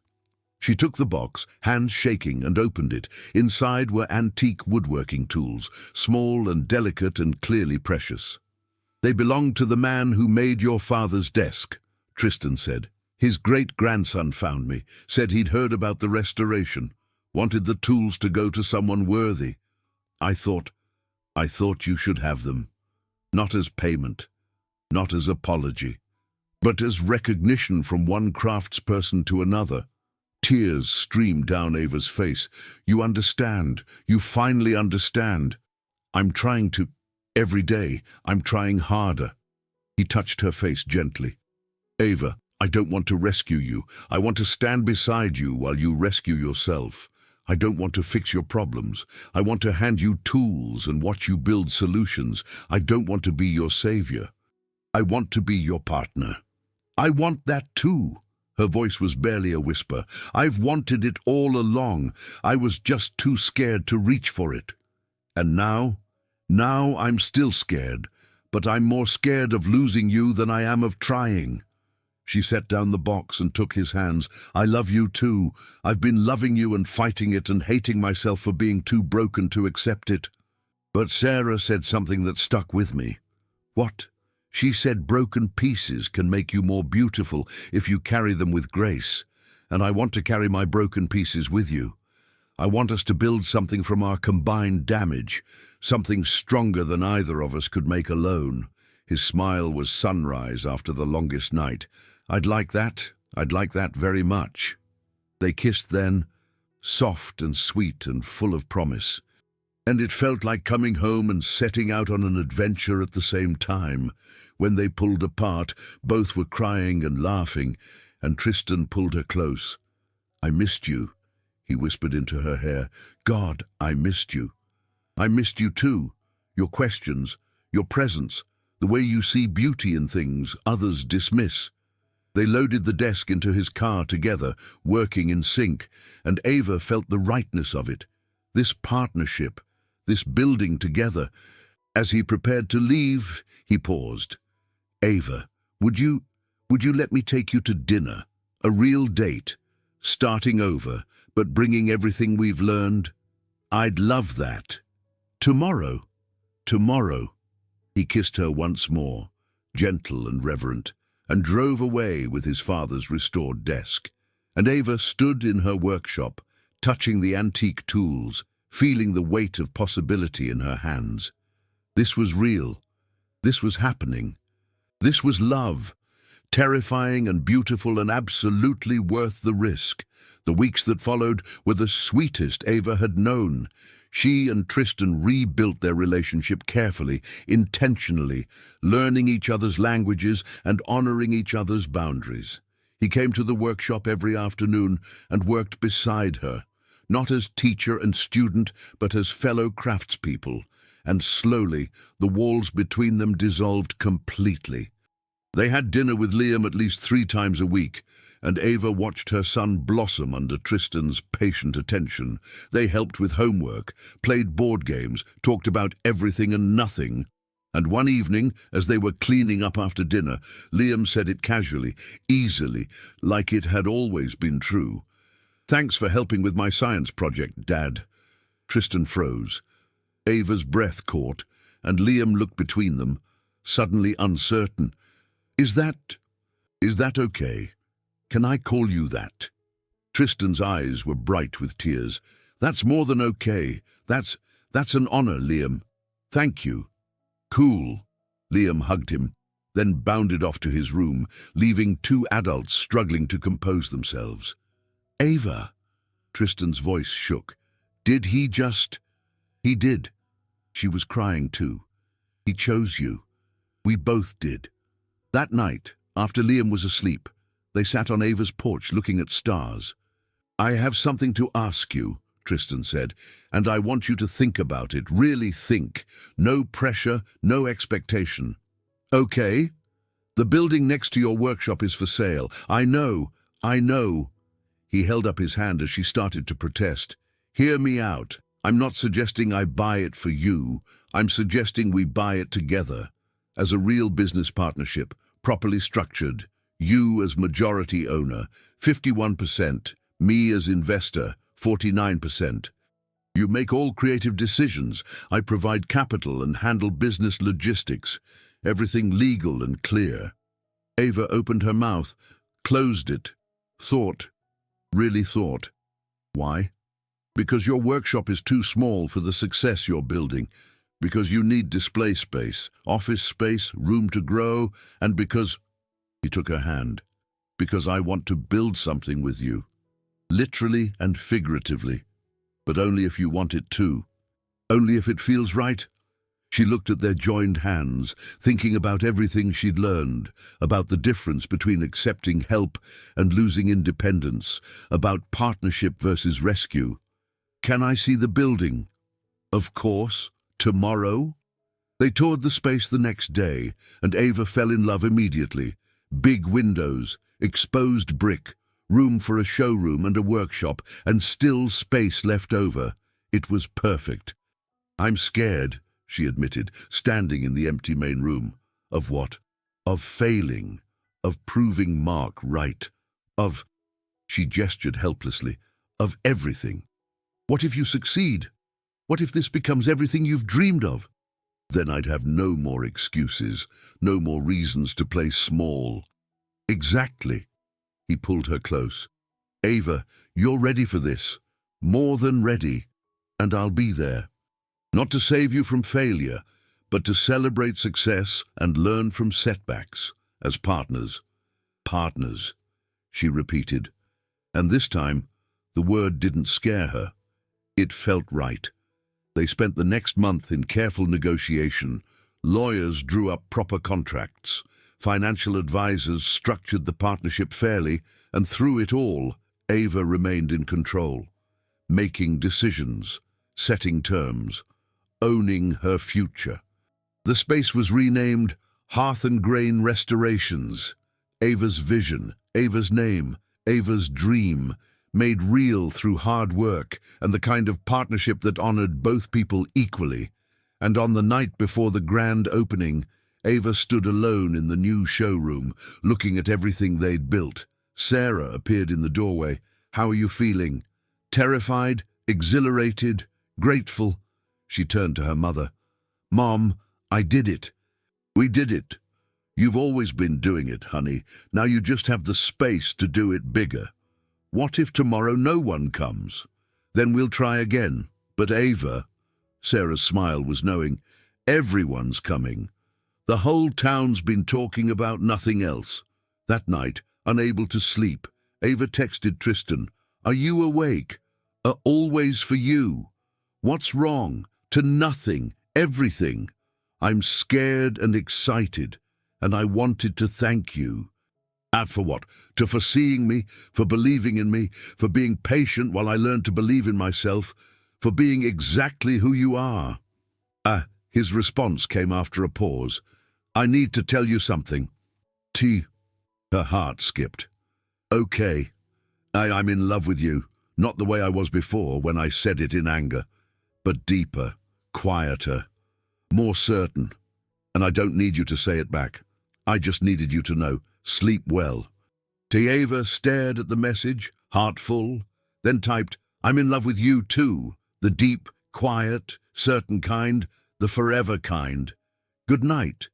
Tomorrow was the grand opening, the unveiling of everything she'd built. But tonight, lying in the dark with those words glowing on her screen, Ava felt like she'd already arrived home. Grand opening day dawned clear and bright. Ava arrived at Hearth and Grain at 6 in the morning, unable to stay away. The space glowed in the early light, every piece of furniture perfectly placed, every detail reflecting years of love and work. Sarah appeared with coffee and maternal wisdom. Your father would be so proud. I wish he could see this. He can, honey. He's in every piece you've restored, in every joint you've repaired, in the hands that learned from his hands. Sarah pressed a cup into Ava's palm. He's here. Liam and Tristan arrived together, bringing breakfast and nervous energy. The three of them sat on the floor of the empty showroom, eating bagels and watching the sun rise through the windows. Are you ready? Tristan asked. I don't think you're ever ready for your dreams to come true. You just step into them and hope you don't wake up. This isn't a dream, Liam said with the certainty of the young. This is real. We built it. All of us together. At 9 o'clock they opened the doors, and people came. God, how they came. Mrs. Henderson arrived first with her garden club. 12 elegant women who treated the furniture like sacred art. The artisan market vendors came as a group, bringing flowers and congratulations. The Historical Society sent a representative, museum curators, interior designers, and regular people. People who'd heard about this woman who restored broken things and made them beautiful again. By noon, the showroom was packed. Ava moved through the crowd in a daze, answering questions, accepting commissions, feeling overwhelmed by the sheer goodness of it all. A young mother approached, holding a toddler's hand. Excuse me, are you Ava? I am. You restored my grandmother's cradle. Last month. I couldn't afford to pay you what it was worth, and you did it anyway. Tears filled the woman's eyes. My daughter sleeps in it every night, and I tell her about the lady who fixed Grandma's cradle, who brought back something we thought we'd lost forever. She pressed an envelope into Ava's hand. This is what I can afford now. It's not much, but you don't need to. Ava started. Yes, I do. Because you gave me more than a cradle. You gave me hope. You showed me that broken things can be whole again, and I needed that hope more than you'll ever know. They hugged, both crying, while the toddler patted their legs consolingly. All day, moments like that kept happening. An elderly man thanked her for restoring his father's chair. A couple commissioned her to restore furniture for their first home. A woman brought a vanity that had survived a house fire, asking if Ava could save it. I can try, Ava said. I can't promise miracles, but I can promise I'll treat it like it belongs to someone I love. That's all anyone can ask, the woman replied. As afternoon shifted to evening, Rachel organized a champagne toast. The crowd gathered, glasses raised, and Ava found herself surrounded by everyone who'd believed in her when she couldn't believe in herself. Mrs. Henderson spoke first. To Ava, who reminds us that beautiful things are worth saving, that history matters, that love and patience can restore anything. To Ava, the crowd echoed, and she felt tears stream down her face. Then Tristan, his voice carrying across the room. To partnership, to building together, to having the courage to try again, even after failing, and to the woman who taught me that success isn't measured in dollars, but in the hearts you touch along the way. More applause, more tears. Ava looked around at the faces. Sarah beaming with pride, Liam bouncing with excitement, Rachel recording everything, Margaret elegant and approving, Mrs. Henderson dabbing her eyes. This was success. Not the building or the furniture or the commissions, but this community, this love, this evidence that broken things could be made whole with patience and care. As the evening wound down and people began to leave, each one stopped to hug her, to whisper congratulations, to promise they'd be back. Finally, it was just family. Sarah, Rachel, Margaret, Mrs. Henderson, Liam, Tristan, the people who mattered most. "We should go," Sarah said gently. "Let you close up. Rest." "Actually," Tristan said, glancing at Ava, "there's one more thing. If you'll all stay for a moment." Ava looked at him, confused. They hadn't planned anything else. He pulled the wooden hope chest from behind the counter, the one he'd been working on for months, set it carefully in the center of the room. "This is for you," he said to Ava. "I started making it after we fought, after I realized I needed to become someone worthy of building a life with you. It's not finished. Will never be finished, actually, because I hope we'll add to it together. Family memories, small treasures, the accumulation of a life built with intention." Ava approached the chest, running her fingers over the intricate carvings, saw her initials. Tristan's space left for more. "Open it," he said softly. She lifted the lid. Inside, nestled in velvet, was a simple wooden ring, no diamond, just a band of maple inlaid with gold. Ava Thompson. Tristan knelt, and the room went silent. "I'm not asking you to marry me tonight. This isn't about timing or grand gestures. This is a promise that I see you, that I honor you, that I want to spend my life building things with you. Furniture and family and all the small, beautiful moments that make a life worth living." He took the ring from the chest, holding it up. "When you're ready, if you're ready, I'm asking you to be my partner, my wife, my forever. No rush, no pressure, just when the time is right for both of us." Ava was sobbing. Sarah was sobbing. Even Mrs. Henderson was dabbing her eyes with her handkerchief.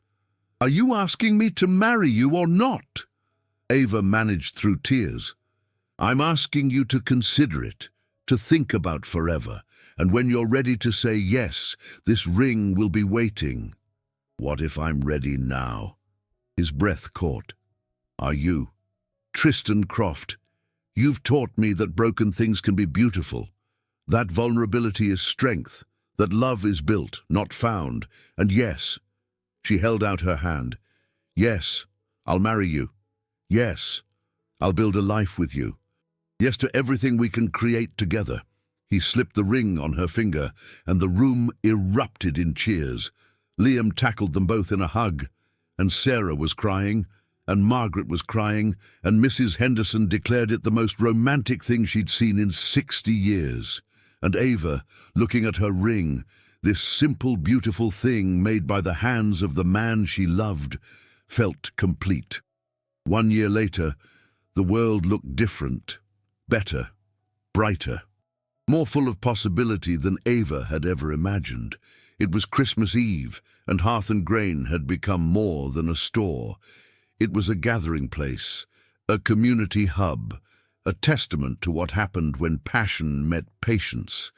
Ava stood in the workshop area at the back, watching through the window as snow fell softly on Chicago. Behind her, Liam and Tristan were putting finishing touches on the year's family project. A rocking chair for babies that didn't exist yet, but someday would. "Mom, Grandma Margaret is asking if you're coming out." Liam appeared at her elbow, now almost as tall as her shoulder, 11 going on 30, with his father's height and his mother's heart. "In a minute, sweetheart, just taking it all in. It's pretty cool, right? What we built? It's more than cool. It's everything. In the main showroom, the party was in full swing. Sarah and Margaret had become best friends, currently conspiring over what they clearly believed was subtle wedding planning. Rachel was there with her new girlfriend, both admiring a recently restored sideboard. Mrs. Henderson presided over the dessert table like the queen she was, and throughout the space, pieces that Ava had restored, each one telling a story, each one proof that broken things could become beautiful again. The wedding was planned for spring, cherry blossoms and promises. A small ceremony at the farm Sarah had moved to, inviting only the people who'd seen them through the transformation. Nothing fancy, just real. Tristan appeared beside her, slipping his arms around her waist. "What are you thinking?" "That this time last year I was alone, scared, convinced I'd never be enough for anyone, especially me." She leaned back against him. And now I have everything. Not perfect everything. Real everything, messy and complicated and absolutely worth fighting for. "I love you," he whispered into her hair. "I love you too." Liam called from the workshop. "Are you guys being mushy again? Because the rocking chair isn't going to finish itself." They laughed and returned to work, the three of them, building something together, one careful joint at a time. The rocking chair was nearly done, all smooth curves and sturdy construction. Liam had helped sand it. Tristan had done the joinery. Ava was applying the final coat of oil, bringing out the wood grain's natural beauty. "We're pretty good at this," Liam observed, stepping back to admire their work. "We are," Ava agreed. "Better together than any of us would be alone." That's how families work, right? Better together? "The good ones, yes." Tristan's arms came around both of them. "I'd say we're a pretty good one." As midnight approached, the guests began to leave. One by one, they stopped to hug Ava, to thank her for the year, to promise they'd be back. "This place," Mrs. Henderson said, "is magic. You've created real magic here." Finally, it was just the three of them, Ava, Tristan, and Liam, sitting on the floor of the showroom, Christmas lights twinkling, the rocking chair completed beside them. Church bells began to toll, marking Christmas's arrival. "Merry Christmas," Ava said, looking at her two favorite people in the whole world. "Merry Christmas, Mom. Merry Christmas, Dad." They sat together as snow fell outside, and Ava thought about the journey that had brought them here. The impulsive kiss that changed everything, the workshop where love first bloomed, the struggles and fears and walls that had to come down, the community that had held them up, the patience required to restore not just furniture but hearts. And she thought about Robert Croft's letter, still preserved in his restored desk. Sometimes the most beautiful things are the ones that have been damaged and repaired. She'd been damaged. Tristan had been damaged. Even Liam, in his way, had needed repair from his parents' divorce, but together they'd become something beautiful, not despite their brokenness, but because of it, because they'd learned to carry their cracks with grace, because they'd chosen love over fear, because they'd believed in second chances. Through the window, a church's neon cross glowed softly against the snow, and Ava felt something settle in her soul. Peace, contentment, the kind of happiness that comes from knowing you're exactly where you're meant to be. "I have an idea," Liam said suddenly, "for next year's project." "What's that, buddy?" Tristan asked. "A bookshelf, for all the stories we're going to tell, all the memories we're making." "I love that idea," Ava said. "We'll start right after the new year." "Promise, promise." They sat together in the quiet, and Ava understood what she'd been searching for all along. Not perfection, not rescue, not validation from someone else, just this, the simple, extraordinary grace of being loved for exactly who you were, of building a life with intention and care, of transforming brokenness into beauty through patience and partnership and the daily choice to show up for each other. Her phone buzzed. A text from a number she didn't recognize. "I'm a single mom going through a divorce. I saw your store today and it gave me hope. Thank you for existing, a stranger who needed your light." Ava showed it to Tristan, tears in her eyes. "This is why," she whispered. "This is what it's all for. To give other people hope," he agreed. "To show them that broken things can be whole again. We're not just restoring furniture, are we?" "No," he kissed her temple. "We're restoring faith, in second chances, in love, in the possibility that today's pain can become tomorrow's strength." As Christmas Day began, 3 people sat together in a store built from determination and a workshop born from passion, surrounded by evidence that beautiful things are always worth saving. And somewhere in the city, a woman read that text response and smiled through her tears, believing for the first time that maybe, just maybe, she could survive this too. Because that's what stories do. That's what love does. That's what grace does. It ripples outward, touching hearts we'll never meet, giving hope to souls we'll never know, proving again and again that we're all restoration projects in progress, all deserving of patient hands and loving hearts, all capable of becoming beautiful again. 2 years after that impulsive kiss, Ava Thompson Croft stood in her backyard wearing a simple white dress and her grandmother's pearls. Spring had painted everything green and gold, and cherry blossoms rained down like benediction. Sarah adjusted her daughter's veil, eyes bright. "Ready?" "More than I've ever been for anything." The ceremony was small. 20 people who'd witnessed the transformation. Mrs. Henderson read a poem about restoration. Rachel stood as maid of honor, and Liam, now 12 and suddenly not a child anymore, walked his mother down the aisle. "You got this, Mom," he whispered. "We all do." Tristan stood at the altar looking at her like she was the answer to every question he'd ever asked. And when the officiant said, "You may kiss your bride," the kiss was gentle, reverent, full of promise. At the reception, held at Hearth and Grain, Margaret gave a toast that made everyone cry. To love that heals, to partnership that honors, to family built by choice, and to my son and daughter, who prove that broken things can become more beautiful than they ever were before. As evening fell, Ava and Tristan slipped away to the workshop.